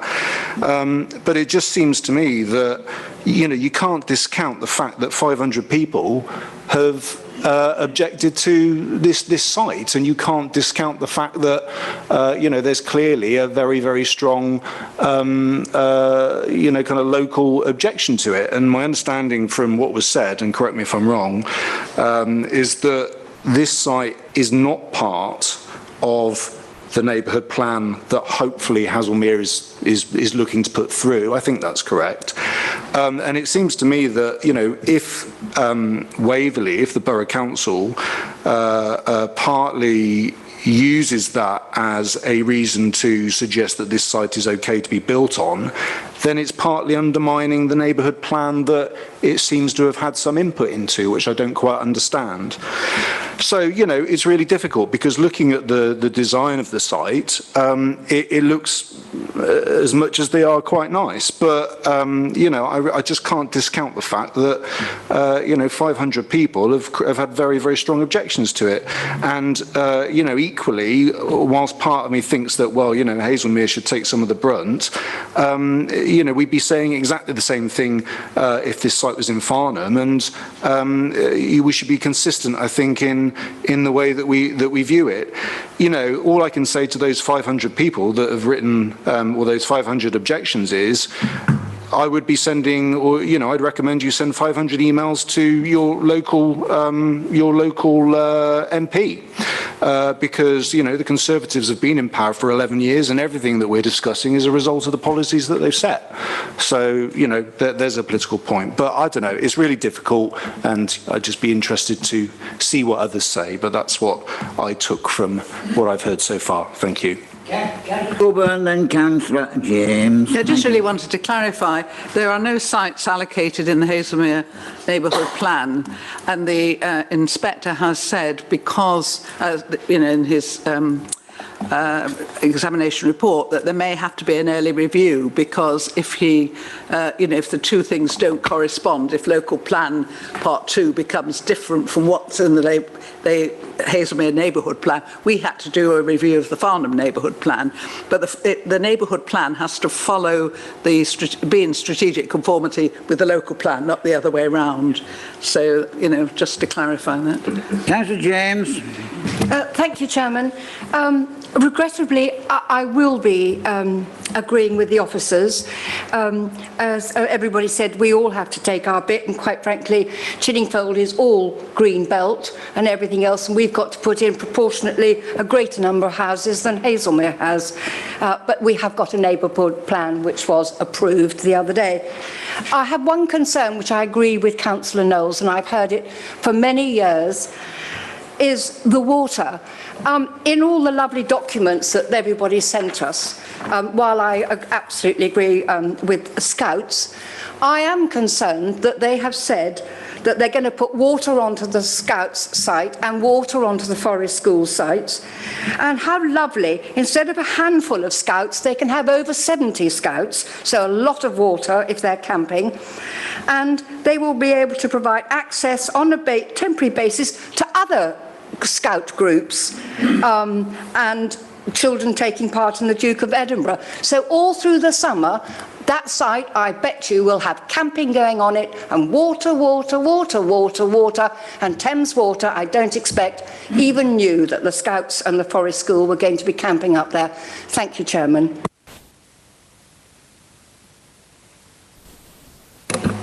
Thank you, Chairman. Councillor Hunt and Councillor Isherwood have both said what I've covered some things which I was going to say myself. Like Councillor Isherwood, I've had a planning permission granted on a plot next door to me, even though it's in the green belt, but that's life, so we have to go on. With regard to the whole of the submission, I'm slightly disappointed at our neighbourhood plan for Hazelmere being somewhat dismissed. I know it isn't formalised yet, hasn't been agreed formally in a referendum, but it will be. The councillors, the officers have been fully aware of what the residents of Hazelmere desired. They have plans in place in order to provide additional housing needs through the Royal School, which has been mentioned, I think, both by Councillor Robini and Dr. Ellis. So there are other alternatives. And I think the settlement boundary, which no one has really objected to that I'm aware of, which would exclude the Red Court development, is there and has been in place, which the officers could recognise. I don't see why they didn't. For me, I think what Councillor Hunt has pointed out, the 500 plus residents who have objected and said there are and indicated there are alternatives. I'm inclined to agree, yes, I will not support this application. It flies in the democratic requirements of our town and in our neighbourhood plan. I'll just comment. We've got to get it quite right here. We have to view each application on its own merits. So I mean, references to whether the site's available really is not a relevance here. But we don't like this particular application. Right. Yeah, very briefly, Chairman. Thank you. this morning, there's a great deal being made of the number of objections that there have been to this application. And this morning I sat down with my computer and I went through quite a lot of them. I didn't go through all of them by any means. I was picking them at random. There are people who have objected. I won't give the names. I mean, they're a matter of public record, but I'm sure there's some GDPR thing.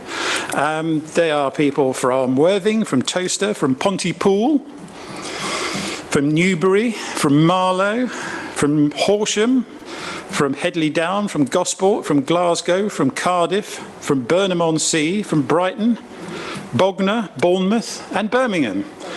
And presumably from Hazelmere. There will be no doubt, Chairman, a very substantial number from Hazelmere.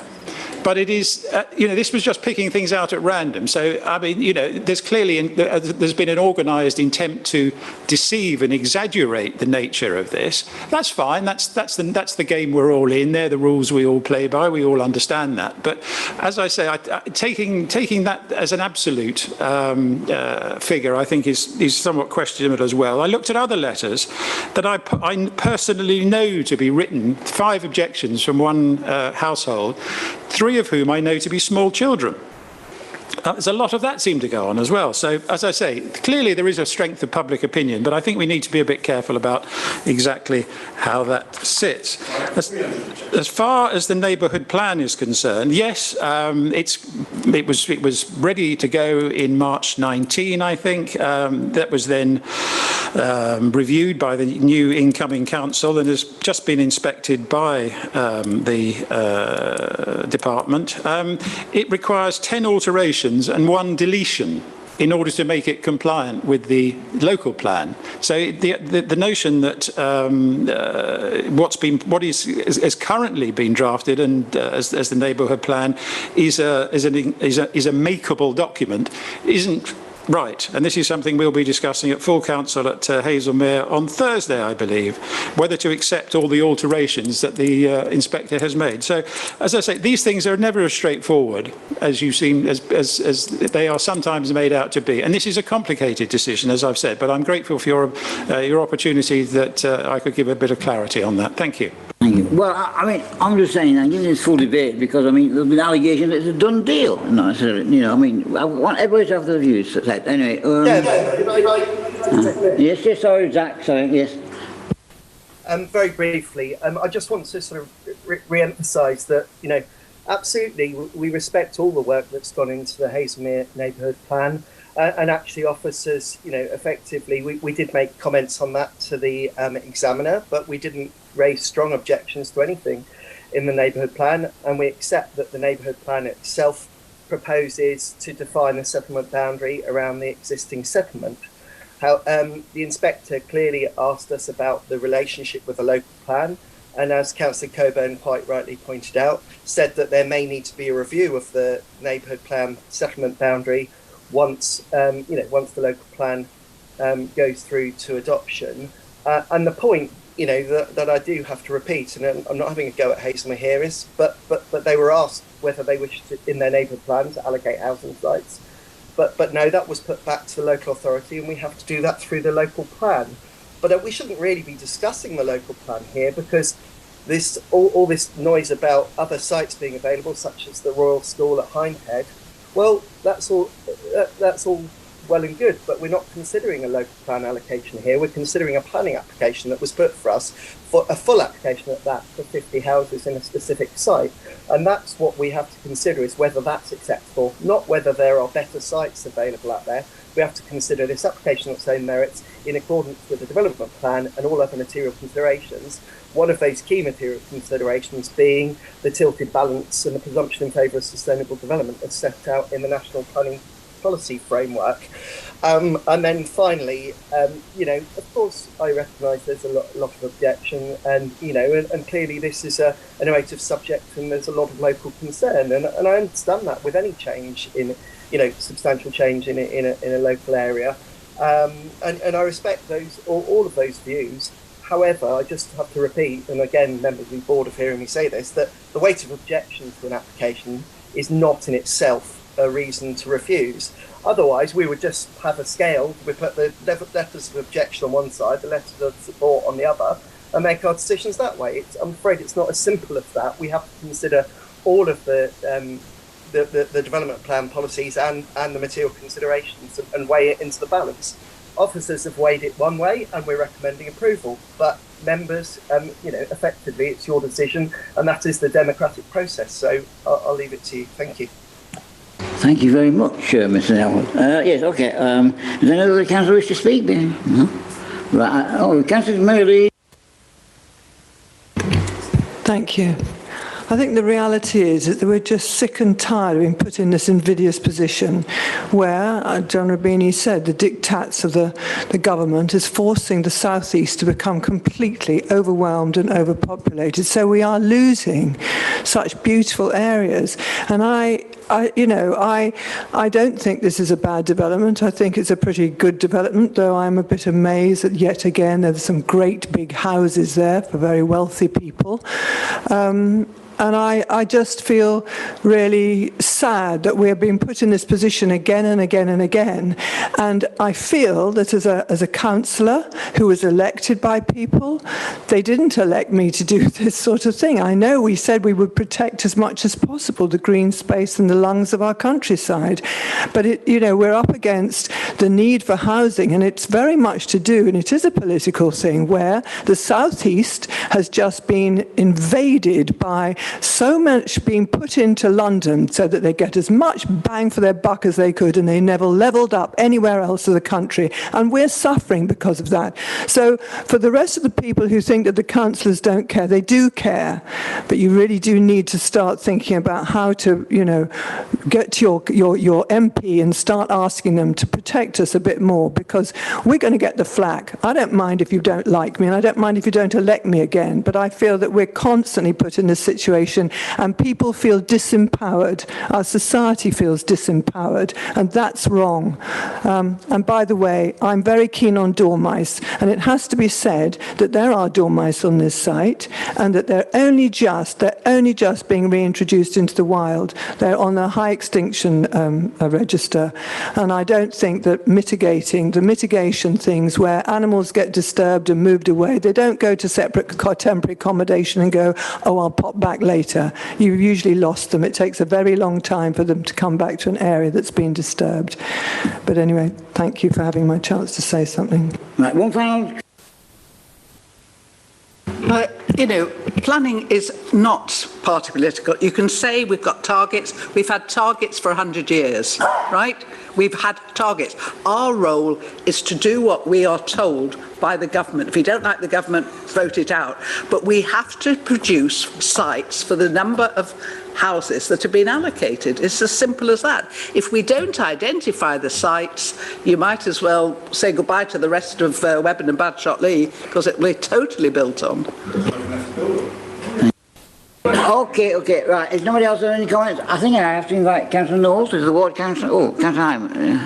Mr. Chairman, yes, thank you. I was going to raise it as a point of order, possibly under Article 13, the requirement that we have correct and sufficient knowledge to make a decision, because it is absolute fact here that this decision is determined entirely in the tilted balance and the presumption in favour of development, and everything that other members have in their woe-betide-us speeches where they're saying we have no control.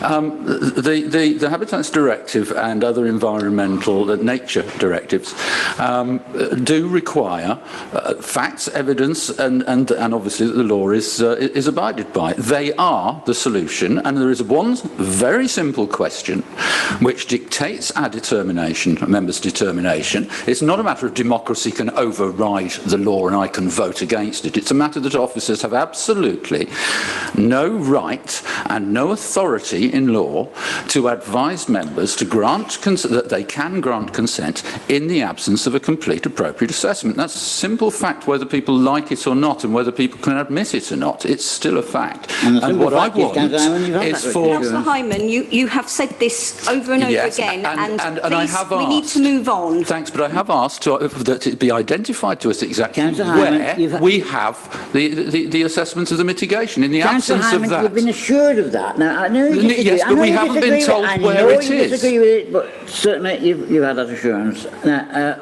right, I've got two more, and then I'm going to move to Councillor Huntford first, and then Councillor Neil, who hasn't spoken yet. Thank you, Chair. So just to come back, so, you know, I think we all accept that the numbers that we have to hit, the target is what it is, but that is the problem, and that is why planning policy is absolutely political and why we are having this very heated debate, because the government has set a certain number of houses that have to be built, and everybody is squabbling and scrabbling around to work out who's going to take, you know, their share of the target that has to be hit. So it's absolutely political, and you know, I feel strongly about this government in so many ways.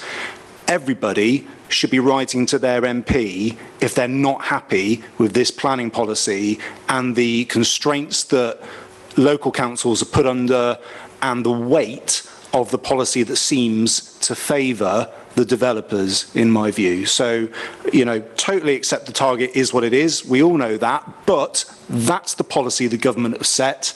So if we have a problem with it, then we need to get onto our MP to encourage them to do it differently.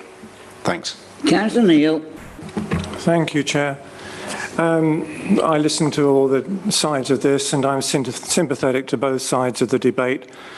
I'm very conscious of the fact that, you know, we do have to find places to put houses, not just in Surrey, Hazelmere, Farnham, but across the country. And we all have to take a bit of a deep breath when we're using green space. So I'm perhaps not convinced that, you know, we would be able to take this through and win an appeal if it went to an appeal, you know, because of that general situation. I think I'm not persuaded really either that Hazelmere can meet its allocation really. And of course, you know, that becomes a borough problem, and as has been mentioned by other members, it just increases the pressure on Farnham, which has already taken a lot of the pressure in the past and is still doing so. I'm on the positive side for the development. You know, it seems to tick all the boxes for what we're looking for these days, so that weighs heavily in its favour, I guess, as well, even if it's providing quite large houses. But at the same time, it is providing affordable houses with some sort of reasonable guarantee, if you can ever believe that, coming from the developers. So on balance, I'm afraid I'm going to go against the Hazelmere request and support the officers on this one. Thank you. Right, I think Councillor Knowles is the local member, so yes. Councillor Knowles. Thank you, Chairman. Thank you very much. It's rather disappointing. This happened before when there were committees A and B, and it splits into councillors from one town and another. But my main objection to this, and for my residents, is being cut off the water. The more and more houses, we keep getting told about the number we've got to find. Yep. The inspector that imposed those on us was the man that approved the cladding which resulted in such a tragedy in London. So we know where we stand with the inspectorate, don't we? But the fact of the matter is the residents here are off the water. So is that sustainable? I submit that it isn't. But those who allow that to happen, should there be consequences, must face them in due course. Thank you. Thank you very much. Well, I think one thing that occurs to me would be that I bet you've got an LPP2 finalised, wouldn't it, really? But there we go. Okay. Do we wish to have a recorded vote on this? Anybody want a recorded vote? No, or just hands? Yeah, I think we should have. It's a very big application for Hazelmere, actually, and I really think we should respect, allow the public, because the public won't be able to see from the we need webcast. 5 people to do that. Who wants to record it? If there's 5 people in favour of recorded vote, we'll have a recorded vote, otherwise we'll have hands. Well, I'll propose a recorded vote. I'll support it. How many is that? That's 4. 5. 5. Okay, well, recorded vote.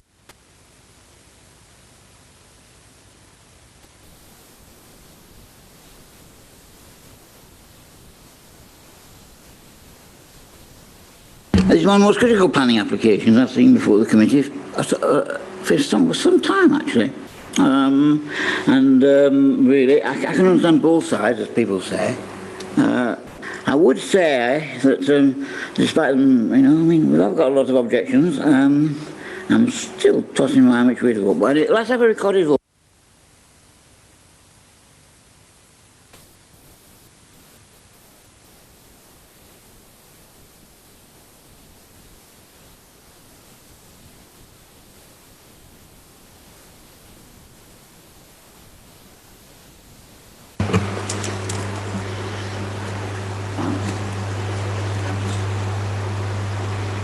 Those against. Can we have 4s back up, please? It's Councillor Coburn, Councillor Deere, Councillor James, and Councillor Isherwood. Thank you. Against? And then Councillor Neil, sorry, John. Oh. Sorry, Councillor Neil, 5. And then against? Against.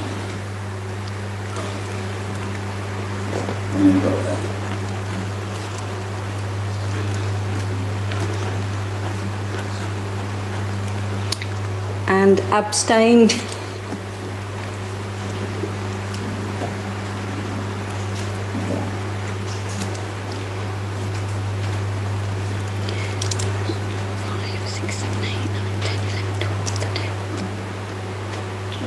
Can I just get 4s again? What? 2, 3, 4, 5. Yeah. Against? Sorry, I've missed somebody, but I'm not quite sure who I've missed. Oh, right, no, it's all right. I know who I missed now. Okay. Yeah, I've got those. Thank you. So we have... So we have 5 for, we have 7 against, and we have 2 abstentions. Therefore, it's failed.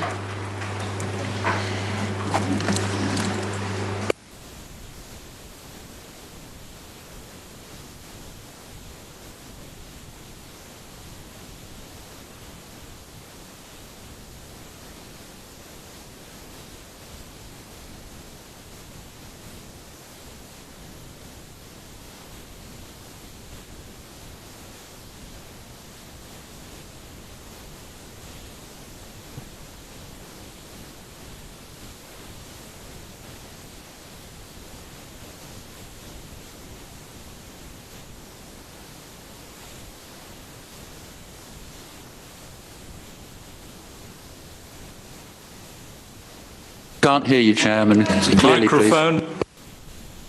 Sorry, I do apologise. I keep forgetting. I do apologise. My view that it's overdevelopment of the site and the effect on the neighbours' amenity. And biodiversity. Well, could I... Chair, Yes. Can I come in here? Okay, on the basis that, officers still believe the tilted balance is engaged, to refuse, you would have to say that the benefits of the scheme, when we're looking at the framework as a whole, are demonstrably and significantly outweighed by the harm. So you have to then outweigh that harm.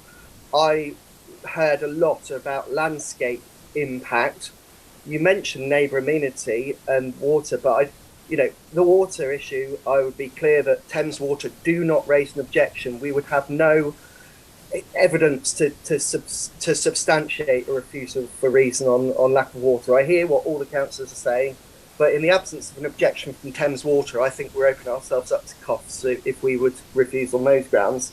And in terms of residential amenity, I mean, I've hardly heard any debate on residential amenity from members. I really think that your argument here, if you feel that you want to have a refusal reason that can be defended at an appeal, or at least have a chance to defend an appeal, would be the impact on the character of the open countryside and the setting of the AONB. I mean, that surely has to be the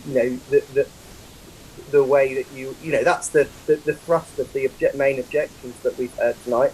Obviously, if you feel there are other reasons for refusal, fine, but you've got to remember, members, that we have to defend each and every single reasons for refusal, and we have to have evidence to do that as well. So just that thought before you decide on what you would like us to, what the refusal reasons be. Thank you, Chairman.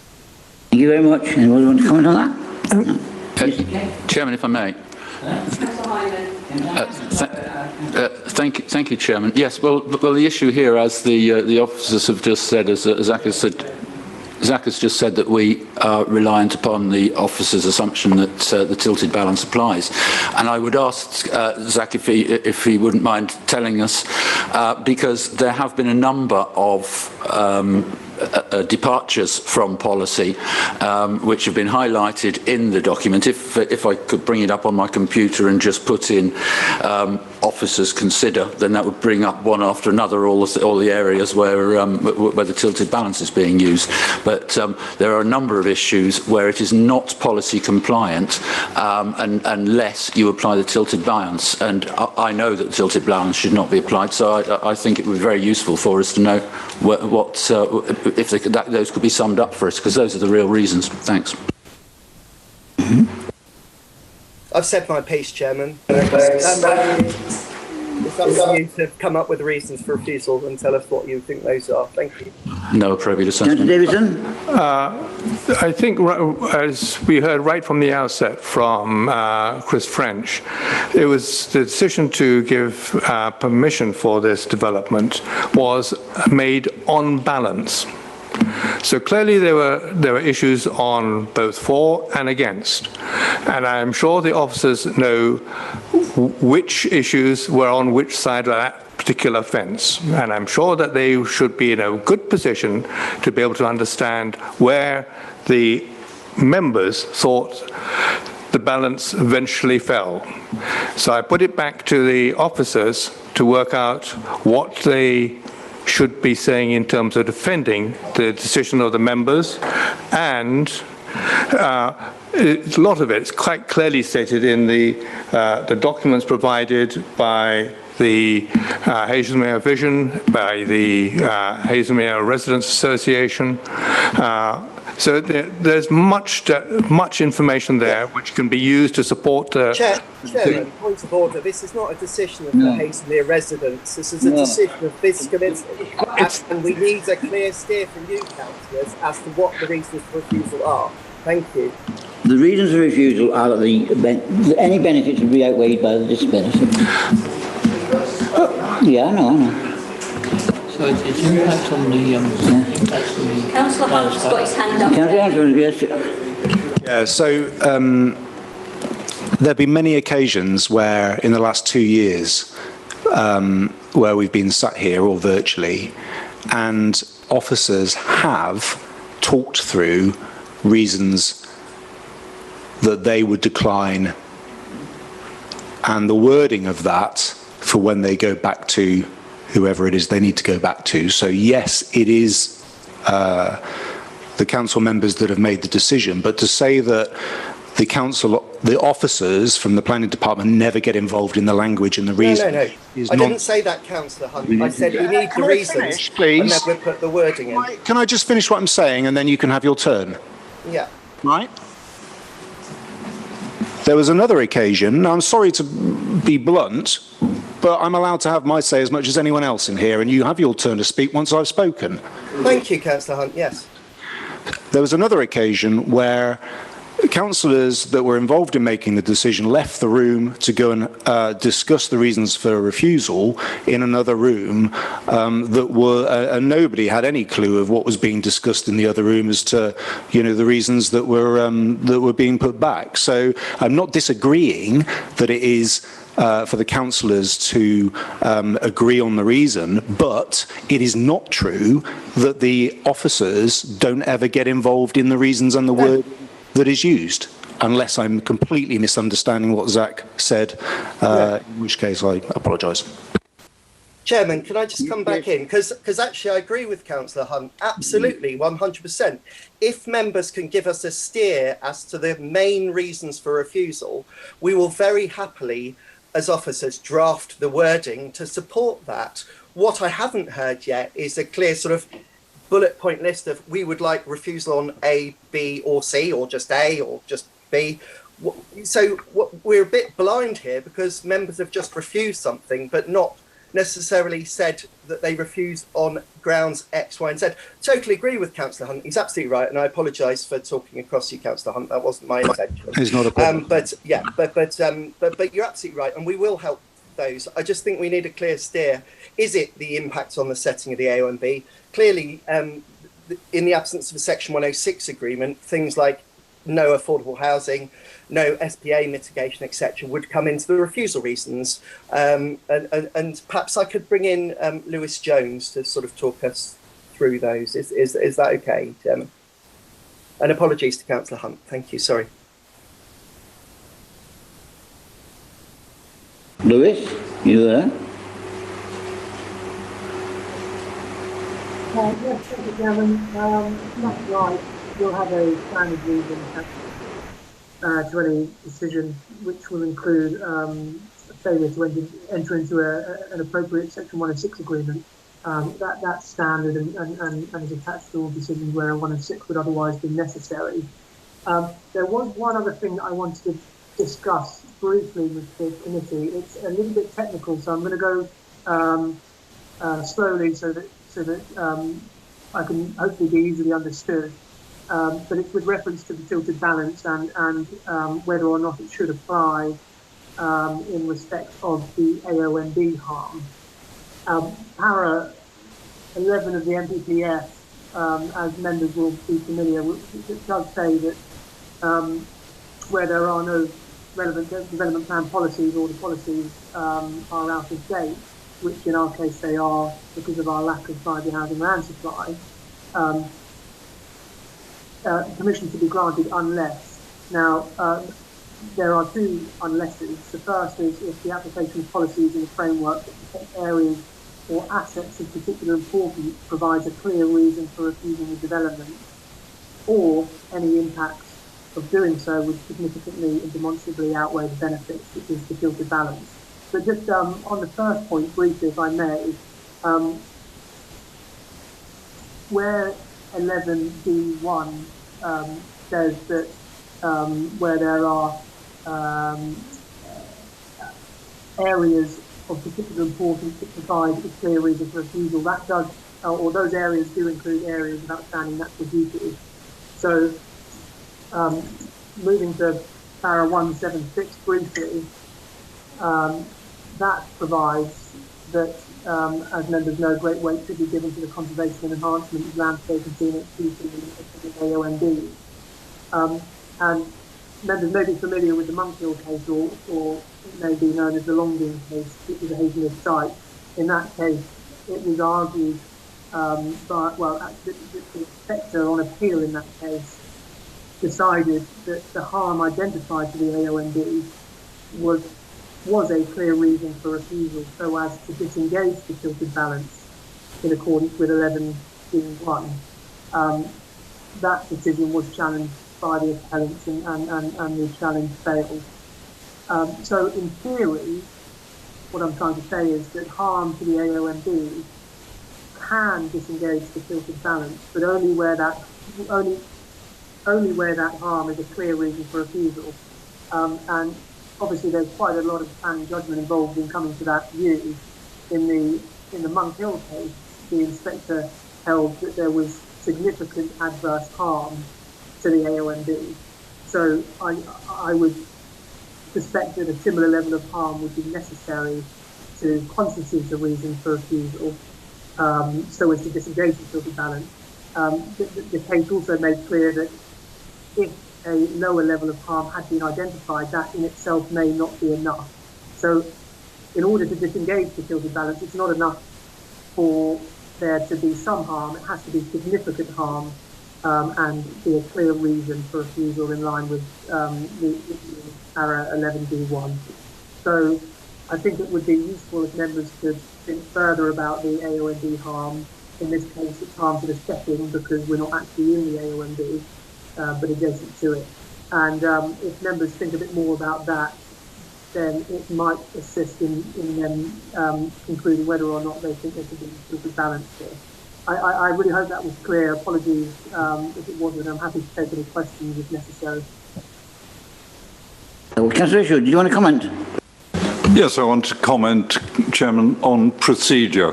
An awful lot of what we've heard tonight is unintelligible. I've got good hearing, but it's been muffled, it's been bad. We're all here, all the councillors are here, one officer's here, one spectator's here. Why aren't the officers here to help us? Well, you can. Oh, Kimberly can answer the question, I think. Councillor, the reason is that as the email has sent from Robin that's gone round online, I presume that councillors were sent it as well as staff, that we as a council are still following social distancing procedures, which means that we are limited to the amount of people we can have in the council chamber. That's the reason that officers have been encouraged to join from home, as have speakers, because our policy at the moment is still social distancing. Can I just come back on that? Because councillors are not allowed to Zoom in. We were told we had to be here present. That's the law. You know, and one would have... Thank you very much. Can I finish? I mean, we only need one or two officers who could be up there in the gallery. I'm sure that that would be a far better procedure than what we are experiencing tonight. Point taken. Thank you, councillor, and I will take that back to Robin, okay? And on other occasions, Councillor, I think officers have been present in the offices and been, but anyway, that's a very valid point. Anybody else? Yes, Councillor. I just wanted to get back to policy, just for a change. I mean, basically, at the Lower Webburn Lane appeal, it was stated that SP2 and ALH1 both carried less than full weight, and that's because we don't have the full allocation of sites in Local Plan Part 2. So they only carried significant weight, not full weight, and because of that, the inspector suggested that therefore we had to have the land at Lower Webburn Lane because we haven't allocated enough sites on the outskirts of our large settlements. And they've tried to bring in paragraph 11D, or C, is it? No, it's D, isn't it? At that point, when we were arguing, where we had a newly made neighbourhood plan, para 14 was there. So, you know, we are going to be fighting this with really very few weapons because we're going to have major policies in Local Plan Part 1 out of date and then try and justify something which sounded a bit vague through Lewis. I'm not being at all rude about you, you know, just that searching to find the words that will give us the, you know, the strong defence that we're going to need. Thank you, Chair. This site currently has limited access by road and by foot, and the footpaths down to the town are very steep, and you'd have to be a pretty fit person to use them, so that's something that should come into consideration, limited access. Thank you. Anybody else? That's a sustainable location, I think, Chairman, and it would best be covered by the issue of sustainability overall. I think we do have location of development RE1 CBGB, the countryside beyond the green belt. I think that's been put forward quite forcibly, and I think most members would agree with that. So policy RE1 of the local plan 2018. Location development, effect on countryside beyond the green belt, also possibly impact on South Downs National Park. That's RE1 and RE3, isn't it, Carol? But I'm going through these because I'm trying to just looking at the ones which are tilted balance and where it's been mentioned in the in the debate, but you know, by either ourselves or by members of the public. Unfortunately, we haven't really had a proper debate on this, but so it's very difficult to come back to the reasons afterwards when people aren't aware of the policy that they should be comparing comparing it with. But I simply know that in the absence of an appropriate assessment, it doesn't need. As long as we've got a SPA condition in there that says that that we don't have SPA mitigation, I'm happy. Well, we can run this all night, couldn't we? I mean, I'm going to propose. Would the committee be happy for me and the Vice Chair to take it away to be the words with the planning staff? Chairman. We can't do that. Chris French and Lewis. All right, okay. Chris French first, since one thing I would say, would suggest is steering away from any reasons to do with access and sustainability and highways matters. There's a clear comment from the Highway Authority saying that there's no objection on those grounds. And in terms of the South Downs National Park, I think that's the first time that that's been referenced in the meeting, and that's some distance from the site. I would say as well that's probably one that would be very difficult to defend. I think we do need to be specific about what the reasons are, because at the moment I think to take those away at the moment I think would be a bit too broad.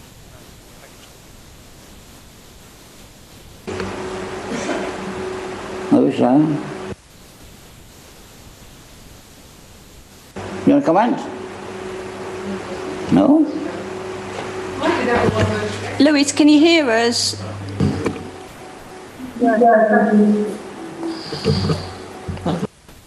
I just wanted to touch on what I said previously, if that's okay, Chairman. Go on. Chairman, there is also the the issue of biodiversity net gain. We haven't discussed it ourselves, but I am convinced that we do not have sufficient information in respect of to support what the claims that have been made. There's been a lot of representations by certainly by residents in that respect. Obviously, it wasn't time for us each to cover each of the issues, but I do think the issue of biodiversity net gain is something which all members have talked about. The biodiversity and ecological issues, and as far as the site is concerned, I think it has been mentioned in the meeting by members that about the loss of biodiversity on the actual site itself. So I'm not talking about the effect on the impact on the SPA here. I'm talking about the impact of development on the biodiversity of the site. So I don't know whether members would want to put that forward as being that we don't have sufficient information in respect of the biodiversity net gain or something like that. I don't think it's law yet, but it is, I understand, policy. But we have to deal. Councillor Martin. Chairman, could Lewis continue? Yes. Lewis, go ahead. Thank you, Chairman. I just wanted to hopefully clarify what I said previously and put it a bit more straightforwardly.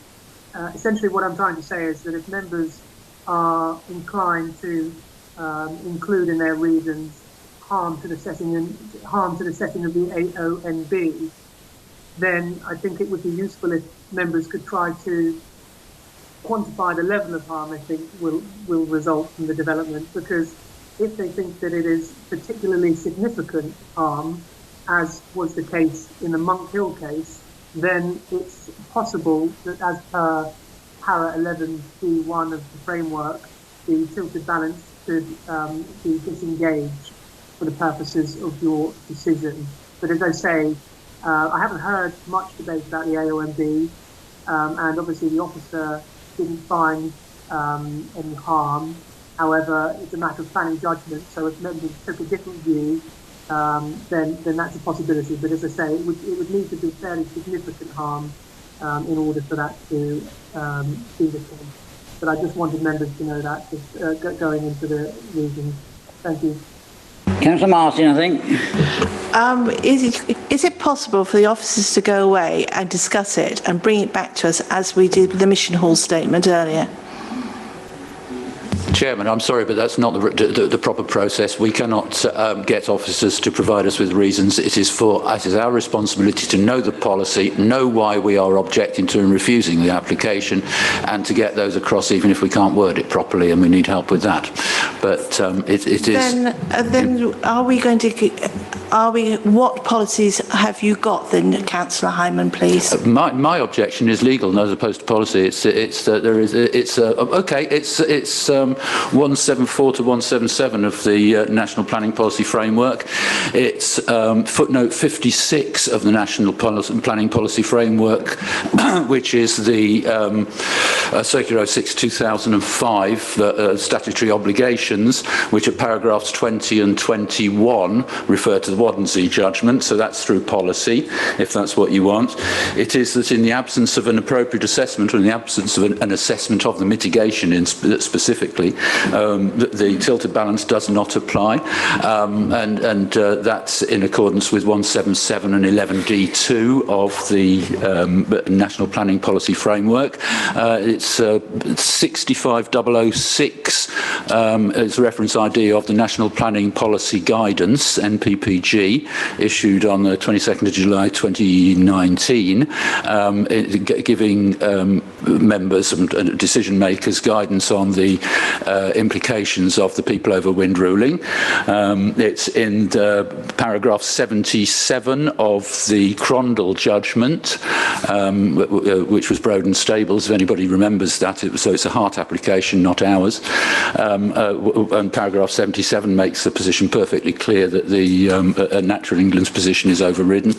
How much more do you want? I mean, I am full of the policy, and I know exactly why this has to be refused by law, but if other members aren't going to accept that, I can't give you that, can I? The law requires that you do what it says, but I have no power over you. Surely, Chairman, members must know why they turned it down. I mean, I know why I didn't turn it down, but members who turned it down must have turned it down. Well, then tell us what policy This is where the rubber hits the road as a member of the Planning Committee. Yeah. This is where you have to have... It's no point in just turning up and, indulging your own prejudices. You have to have policy, knowledge and information. And if that doesn't exist, it's going to be very embarrassing for this council at appeal. Well... And because I'm right, I keep winning the appeals for us. Well, I mean... Councillor Hyman's given some reasons Yes. he thinks. Those are his objections. Yeah. So can we use those or not? Yeah, could do. But I mean... Well, Councillor Rubini. Yeah, my own take on it, as to why I turned it down, was the impact on the AONB and, of course, the AGLV, and the fact that it's got the impact on both wildlife and biodiversity. I think that's why I was talking, because of the landscape, because of the AGLV, AONB, and I've just heard somebody say you can't count the Surrey Hills, but that's where it is. Okay. So is that sufficient or not? And can we add in the possibility of the insufficiency of infrastructure, as Councillor Knowles has pointed out repeatedly? No, CIL takes care of that. It's a concern, I suppose.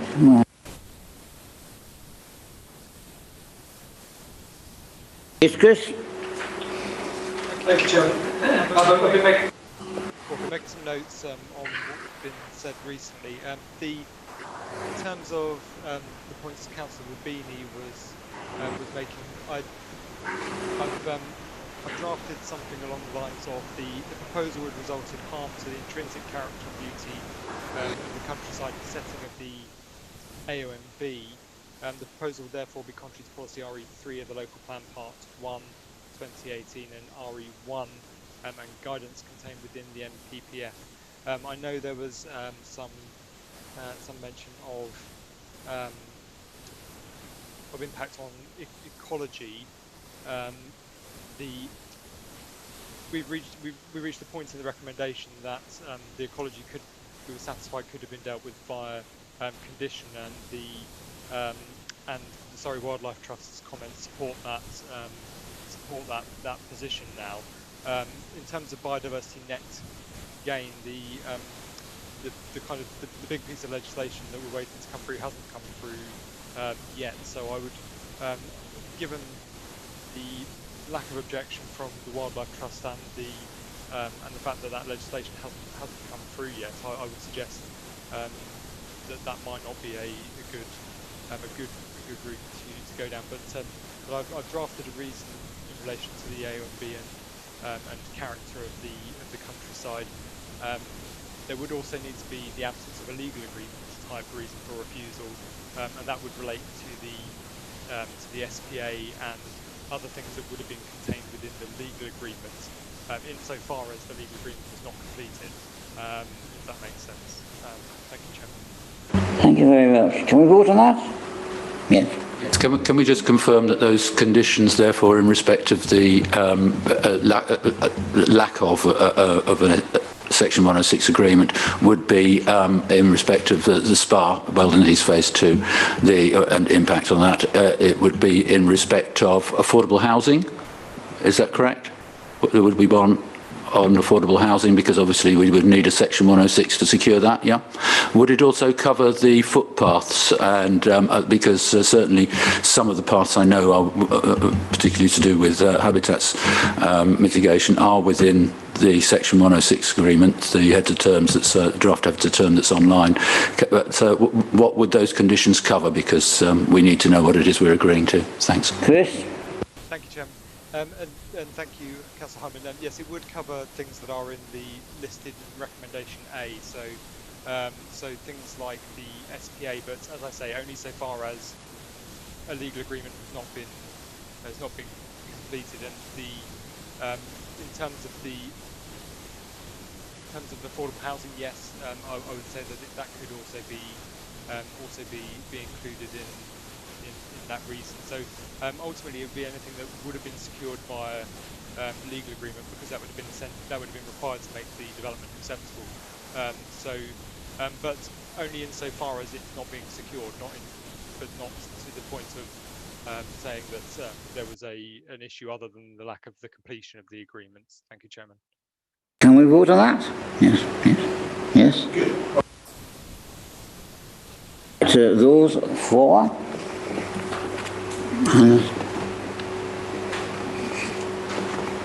Oh dear.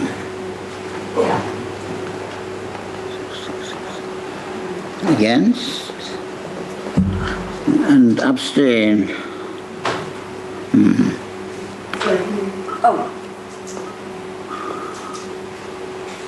Right.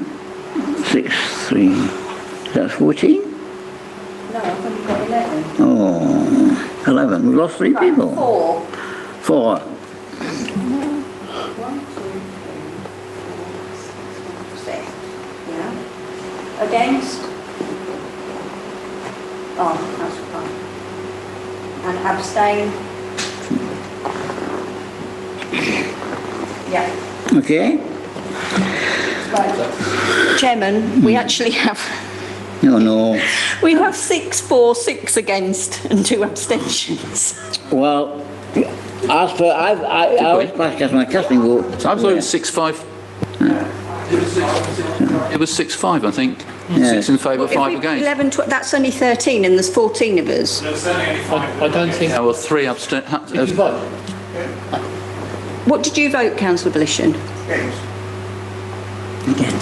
Were you voting against the conditions? We are voting against the conditions for refusal. That's what I'd got, was 6, 6 and 2. 6 and 2. No, you can't. Councillor Murley's, you must leave.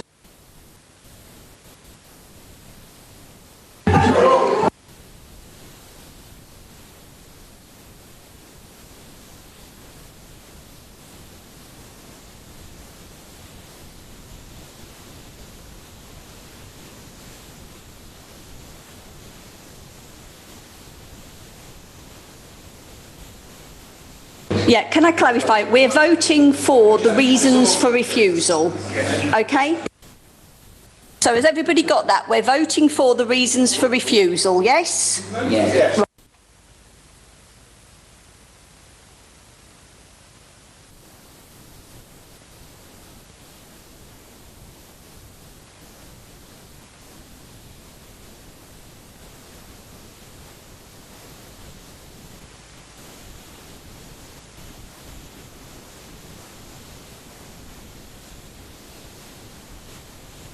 Chairman, just to clarify, for the Zoom meeting and for the recording, we have 7 for, 5 against and 2 abstentions.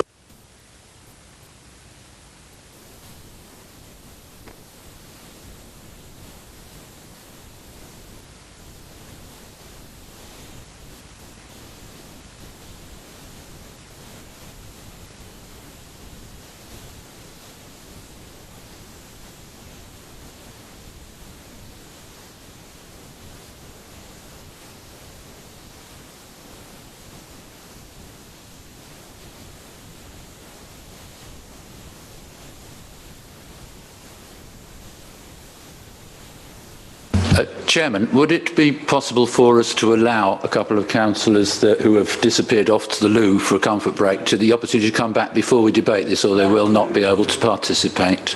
So apologise to, I'm sure all the people from Hazelmere are going off to get their dinner and a cup of tea and all the things we're being denied here, but Councillor D is going to go do a quick runner as well. If that's permitted. Chairman, may I ask that we have a 5-minute break?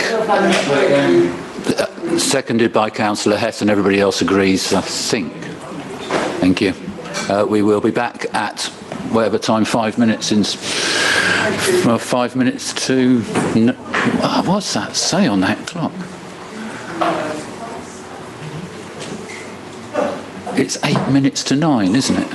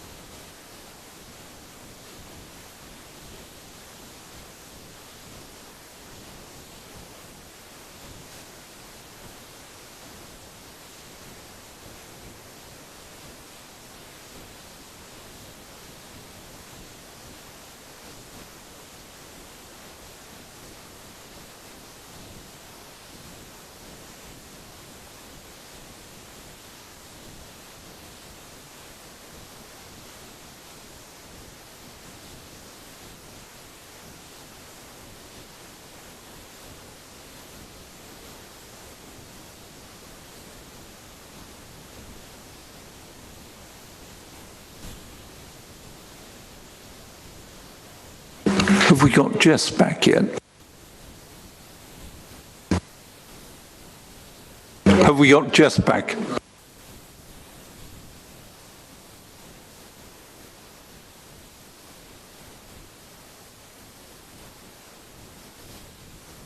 I am here, yeah.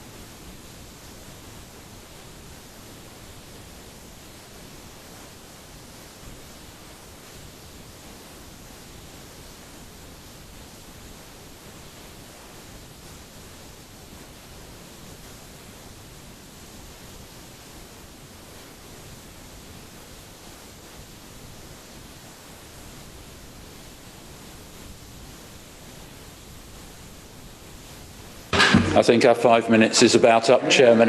Is everybody back in the room? Can members take a seat, please, so we can resume? Thank you.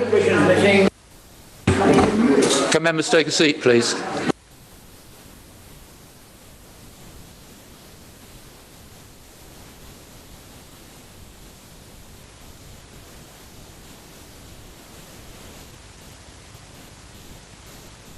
Thank you, Zoom members. We're about to resume.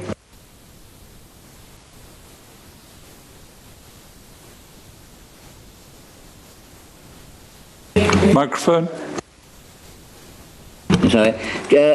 Brambles, Graves Road, in Hazelmere. Jessica, your presentation, please.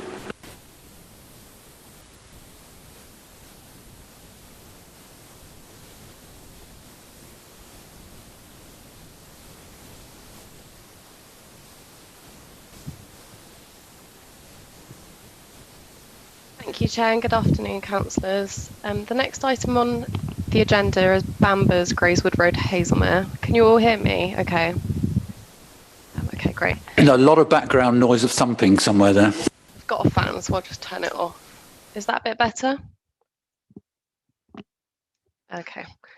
The proposal is for the erection of a new dwelling with provision for a new vehicular access and associated landscaping. The application has been brought to committee at the request of Councillor Robert Knowles for further consideration on matters relating to visual amenity and highway safety. There are no updates for this application, and subject to conditions 1 to 14 as set out in the agenda report, the application is recommended for approval. The application site is located in the developed area of Hazelmere. The application site is the land outlined in red, currently part of that garden outlined in blue for Bambers. We're not getting any screen share, we've just got a big arrow.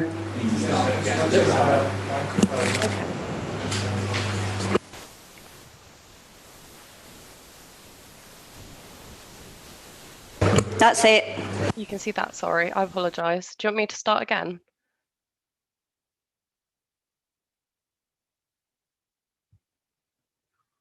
Okay. Just continue from where you were. So the application site is located in the developed area of Hazelmere. The application site is the land outlined in red, currently part of the garden outlined in blue for Bambers. This map shows the surrounding local area of Hazelmere and the spread of development within the area. This is the proposed site plan. The rear of the dwelling would be located around 1.6 metres to the nearest boundary point with Badgers to the northwest. The site of the property would also be located 1 metre to the boundary with Langdons and Cranfield to the north.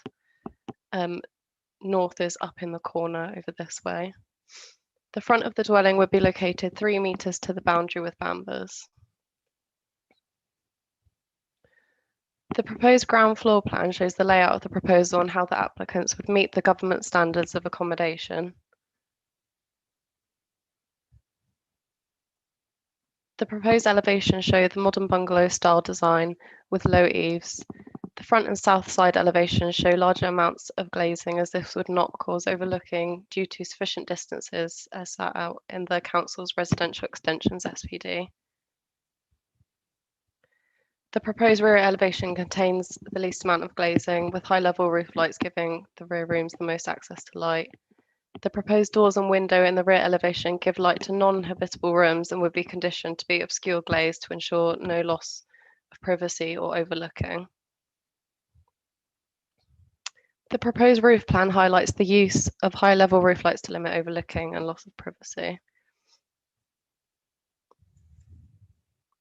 The proposed section plan shows the proposal in relation to the neighbouring property Badgers and the application site's existing property Bambers.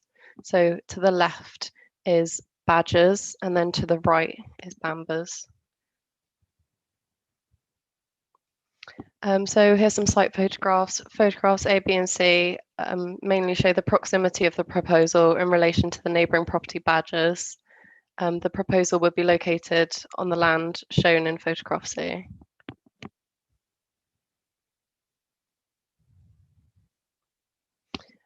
These site photos show the street scene of the application site. A shows where the access is proposed for the new dwelling, and B shows the existing access point for Bambers. Highways have concluded no objection regarding highway safety, capacity and policy grounds, subject to conditions. These photos show the proximity to the application site dwelling, Bambers, from the rear as shown in A, and also the existing view of Badgers from the application site shown in B.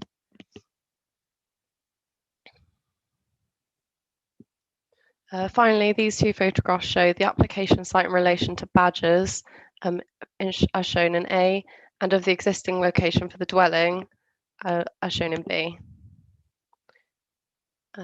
And to conclude, the main matters for consideration are impact on visual amenity. Officers concluded that the proposed design was considered acceptable and in keeping with the character of the area. Impact on residential amenity. Officers concluded that the design of the proposal would not lead to a material harm to neighbouring occupiers. Highway safety and parking. Officers are satisfied that SCC has no objections regarding highway safety, capacity and policy grounds subject to conditions, and the Waverley parking guidelines are also met. Quality of accommodation. So officers concluded that the quality of accommodation was considered acceptable and in line with the government recommendations. And then trees, officers are satisfied that the proposal would on balance be considered acceptable, subject to conditions. Therefore, officers are recommending the application for approval. Thank you, Chair.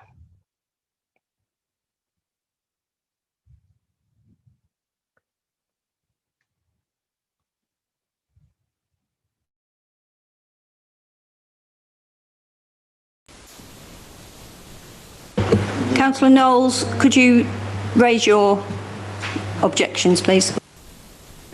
Thank you very much. Thank you, Chairman. I will be brief, taking into account the time. This application concerns me. I know this site very well, and I called this to committee so it can be given proper consideration. My first reaction was the size of the building, which I believe constitutes overdevelopment, and also the loss of amenity for Badgers, which will clearly be overlooked. Because if you looked at the drawings that you've been given or what was put on the screen, if you could see it, a badgers at the rear was already in the garden of Bambas, and so this is another building put in between. I agree with the parish council on their objections, which are set out on pages 178, 179 of the agenda. The design is contrary to the Haslemere design statement. I'm also concerned that the access, which is over a well-used footpath, in that photograph that was shown, the access was actually where the gasboard van was parked, and there was some keep left signs or whatever. It's in that piece of hedge. The driveway has already been done, and it traverses a well-used footpath with thick hedges on both sides of the driveway, restricting the view for any vehicle exiting the site.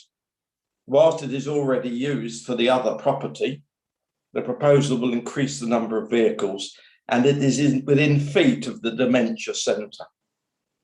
For those reasons, I ask the committee to refuse the application. Thank you, Chairman.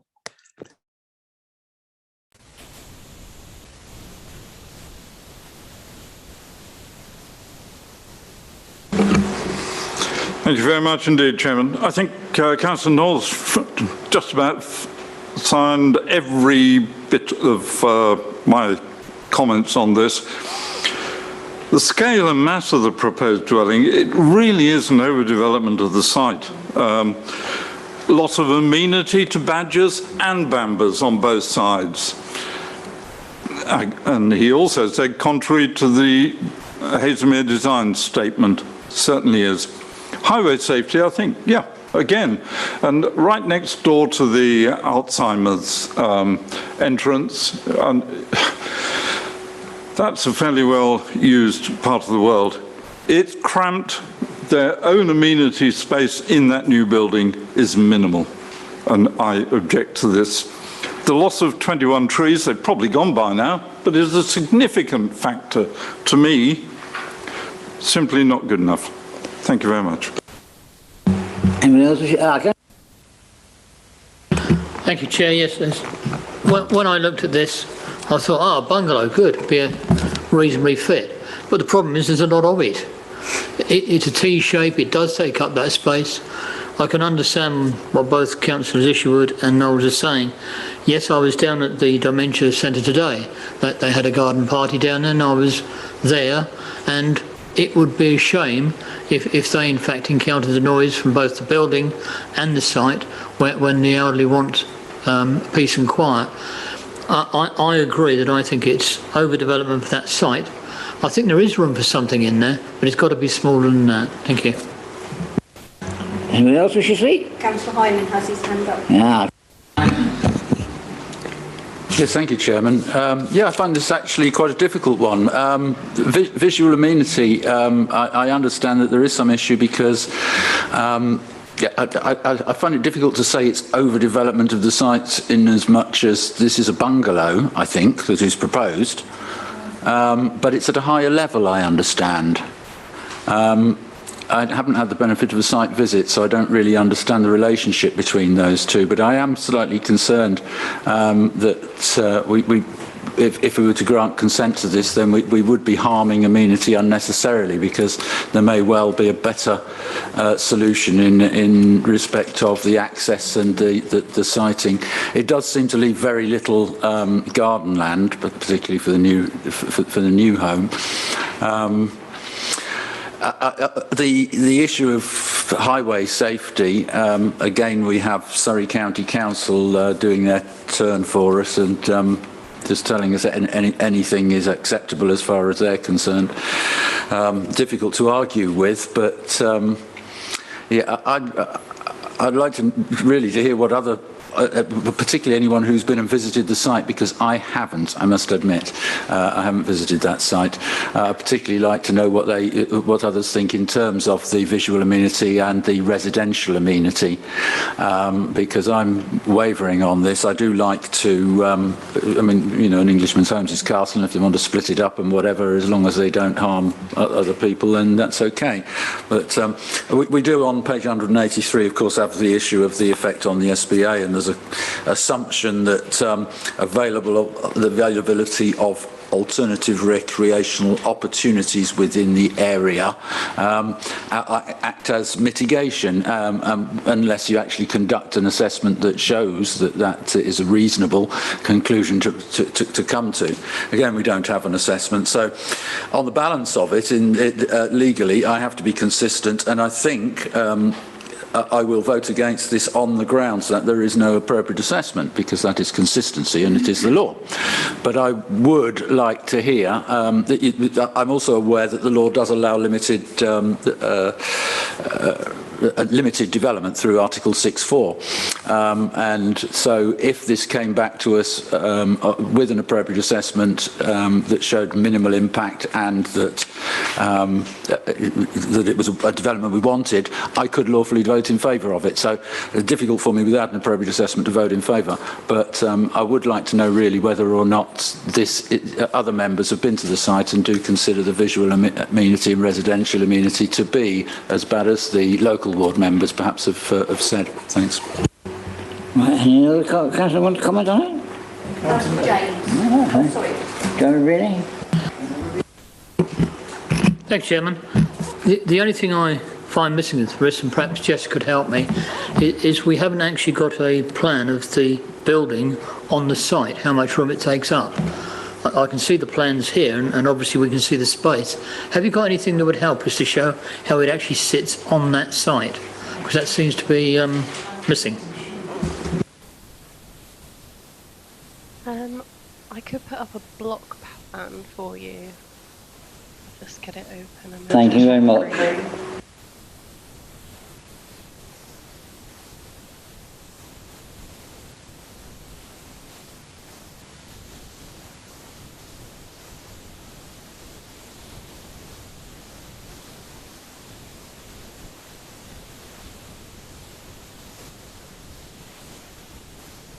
Is that what you're looking for?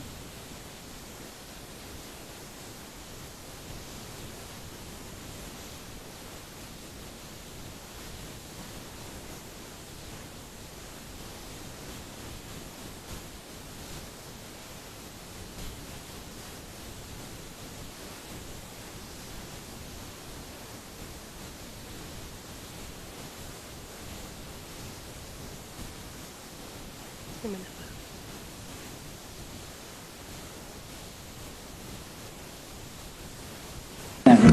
Yeah, thank you, Jessica. That does show us a much better idea of the size of the building when fitted into that plot.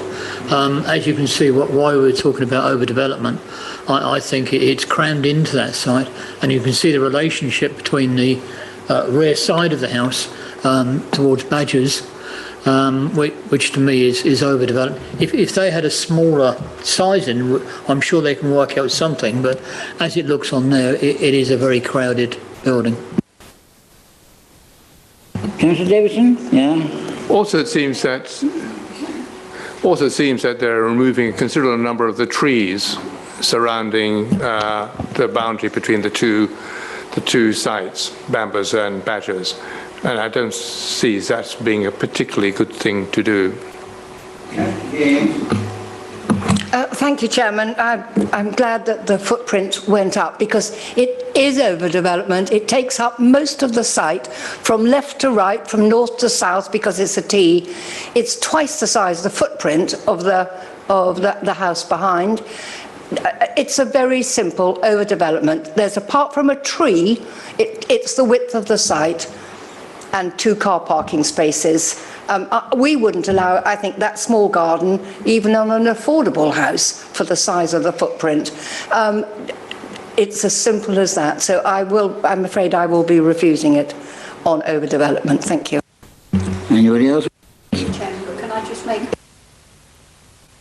Chairman, just for the record and also for the attention of those that do watch the recording, councillors were circulated a letter of representation from the neighbours at Badgers, and you should have all received that. Thank you.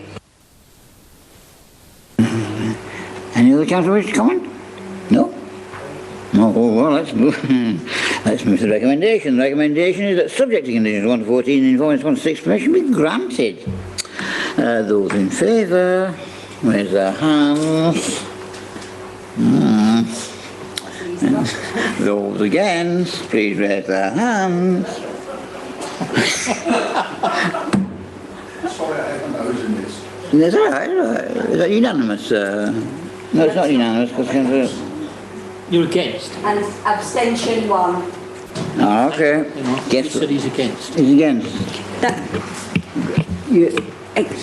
Yes, so Chairman, that's no councillors for the application, 13 against and 1 abstention. So we have, again, a situation of, well, let's be more straightforward. A motion to refuse this application? Overdevelopment. Overdevelopment? Overdevelopment on that side. I mean, surely what the town council said sort of sums it all up. Yeah. Councillor Sherwood. Thank you very much. I'd like to propose that we refuse this application, and I have a few grounds here which are quite clear. Do you want me to go ahead? Go on, Councillor Sherwood. Right, scale and mass of the proposed dwelling is overdevelopment of the site. It's contrary to policy TD1 of the local plan part 1 and saved policies D1 and D4 of the local plan part 1 2002.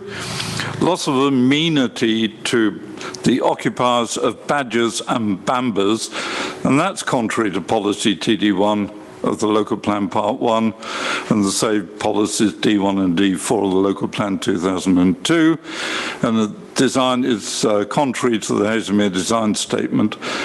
In view of the fact that Surrey Highways have said okay, I don't think we can proceed any further with that one, but it is a cramped overdevelopment.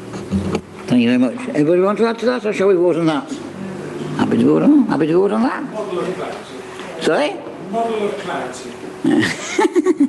Yeah. Trench, yes, sorry. Hi, Chairman. Can I just clarify one point? So I've made note of both those reasons, but the second one, loss of amenity to Badgers. So amenity is generally broken down into kind of three areas. So whether there's an overbearing impact, whether there's a loss of light, or whether there's a loss of privacy. So it would be helpful just to clarify which of those amenity points it is that you're recommending, you're putting forward for refusal, and it's just Badgers, or is it Badgers and Brambers? I think we need to make sure we're specific on. It is both. Privacy, Councillor Sherwood? It's Badgers and Bambers, as far as I'm concerned. Any loss of privacy, presumably? And loss of privacy, indeed. Okay. I'm happy to vote on that. Are you happy with that, Chris? I think in terms of privacy, Jessica, are you able to clarify what the windows serve facing those two properties?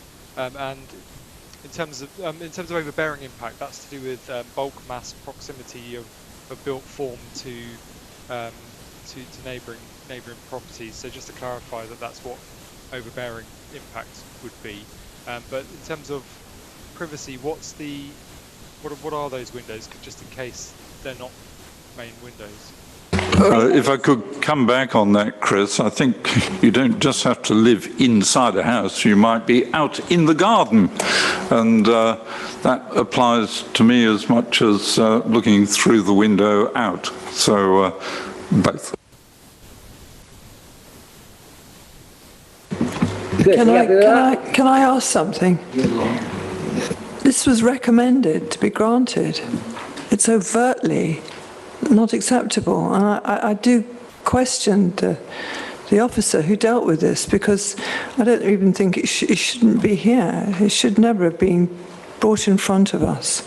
It's massive. It's massive, and everybody thinks that.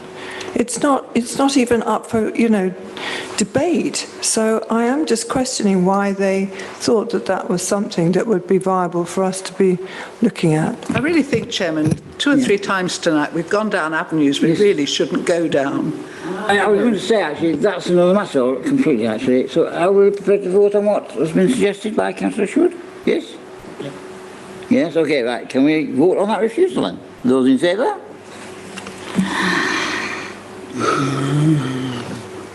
Sorry. Yeah. And against? Abstain? Guess what?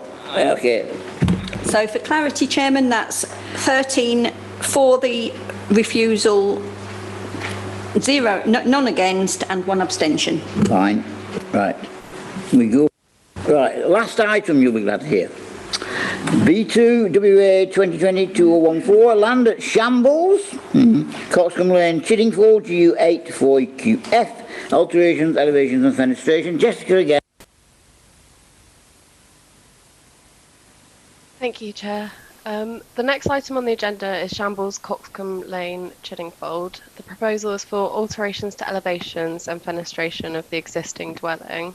The application is brought forward to committee as the agent is related to a member of staff. There are no updates for this application. Subject to conditions 1 to 2, as set out in the agenda report, the application is recommended for approval. The application site is located in the developed area of Chiddingfold, also a rural settlement area. The application site is the land outlined in red. This map shows the surrounding local area of Chiddingfold. The proposed block plan shows how the alterations to elevations and fenestration would not impact on the footprint of the building, and the footprint would remain unaltered. The existing elevations show the existing materials, which are brick and hanging tiles, UPVC windows and concrete interlocking roof tiles. It's also noted in the application form. The proposed elevations show the change in materials to the use of render on all elevations, replacement PPC aluminium double glazed casement windows, and the roof finish to be blue-black roofing slates with clay ridge and hip tiles. These 2 photographs show the application site when viewed from the street scene. And to conclude, the main matters for consideration are impact on visual amenity. So officers consider the proposal as acceptable, and whilst would not match the existing adjacent properties, would not be at odds with the appearance of the area, and would not detract from the prevailing character and visual amenity of the area. Impact on residential amenity, no enlargements or additional windows are proposed, therefore no adverse impacts to residential amenity. Impact on landscape character, so taking into account the location of the proposal and the proposal being of an appropriate design and scale in relation to the landscape, the scheme would not detract from the character and beauty of the AONB and AGLV. Officers are therefore recommending the application for approval subject to conditions. Thank you very much. Councillor James. Thank you. I think the officers just summed it up. Although it won't match the buildings next door, that's why this is a good application, because I hate them all looking the same, and by having one that has got something different, it actually fits in better with Coxcomb Lane and the whole of Chiddingfold. Don't like all the same houses. I think developers should look at a whole village and design their estates like a whole village with houses that are like mine, 15th, 16th century up to a modern one. Thank you. Thank you very much, Councillor. Any other comment on this? Sorry? Councillor Hyman. I do apologise. Councillor Hyman. Thank you, Chairman. Yes, I think this is only in front of us on the basis that there is a connection with the agent there are no objections. There is, as far as I can see, absolutely no reason for us not to go along with the officer recommendation to grant. I agree with what Councillor James has said, and I would, from what I've seen here, unless somebody else can correct me, recommend this to members and recommend that we go straight to granting. Thank you. Anybody else wish to comment? No. Right, okay. Well, we move to recommendation that subject to conditions 1 and 2 and according to permission be granted. Those in favour, raise their hands. My words. Unanimous. That's a majority, Chairman. No, it's unanimous, isn't it? It's unanimous. Okay, well, there being no further excluding items to be considered excluded matters, then that's. I thank you for your forbearance in a very hot and stuffy room.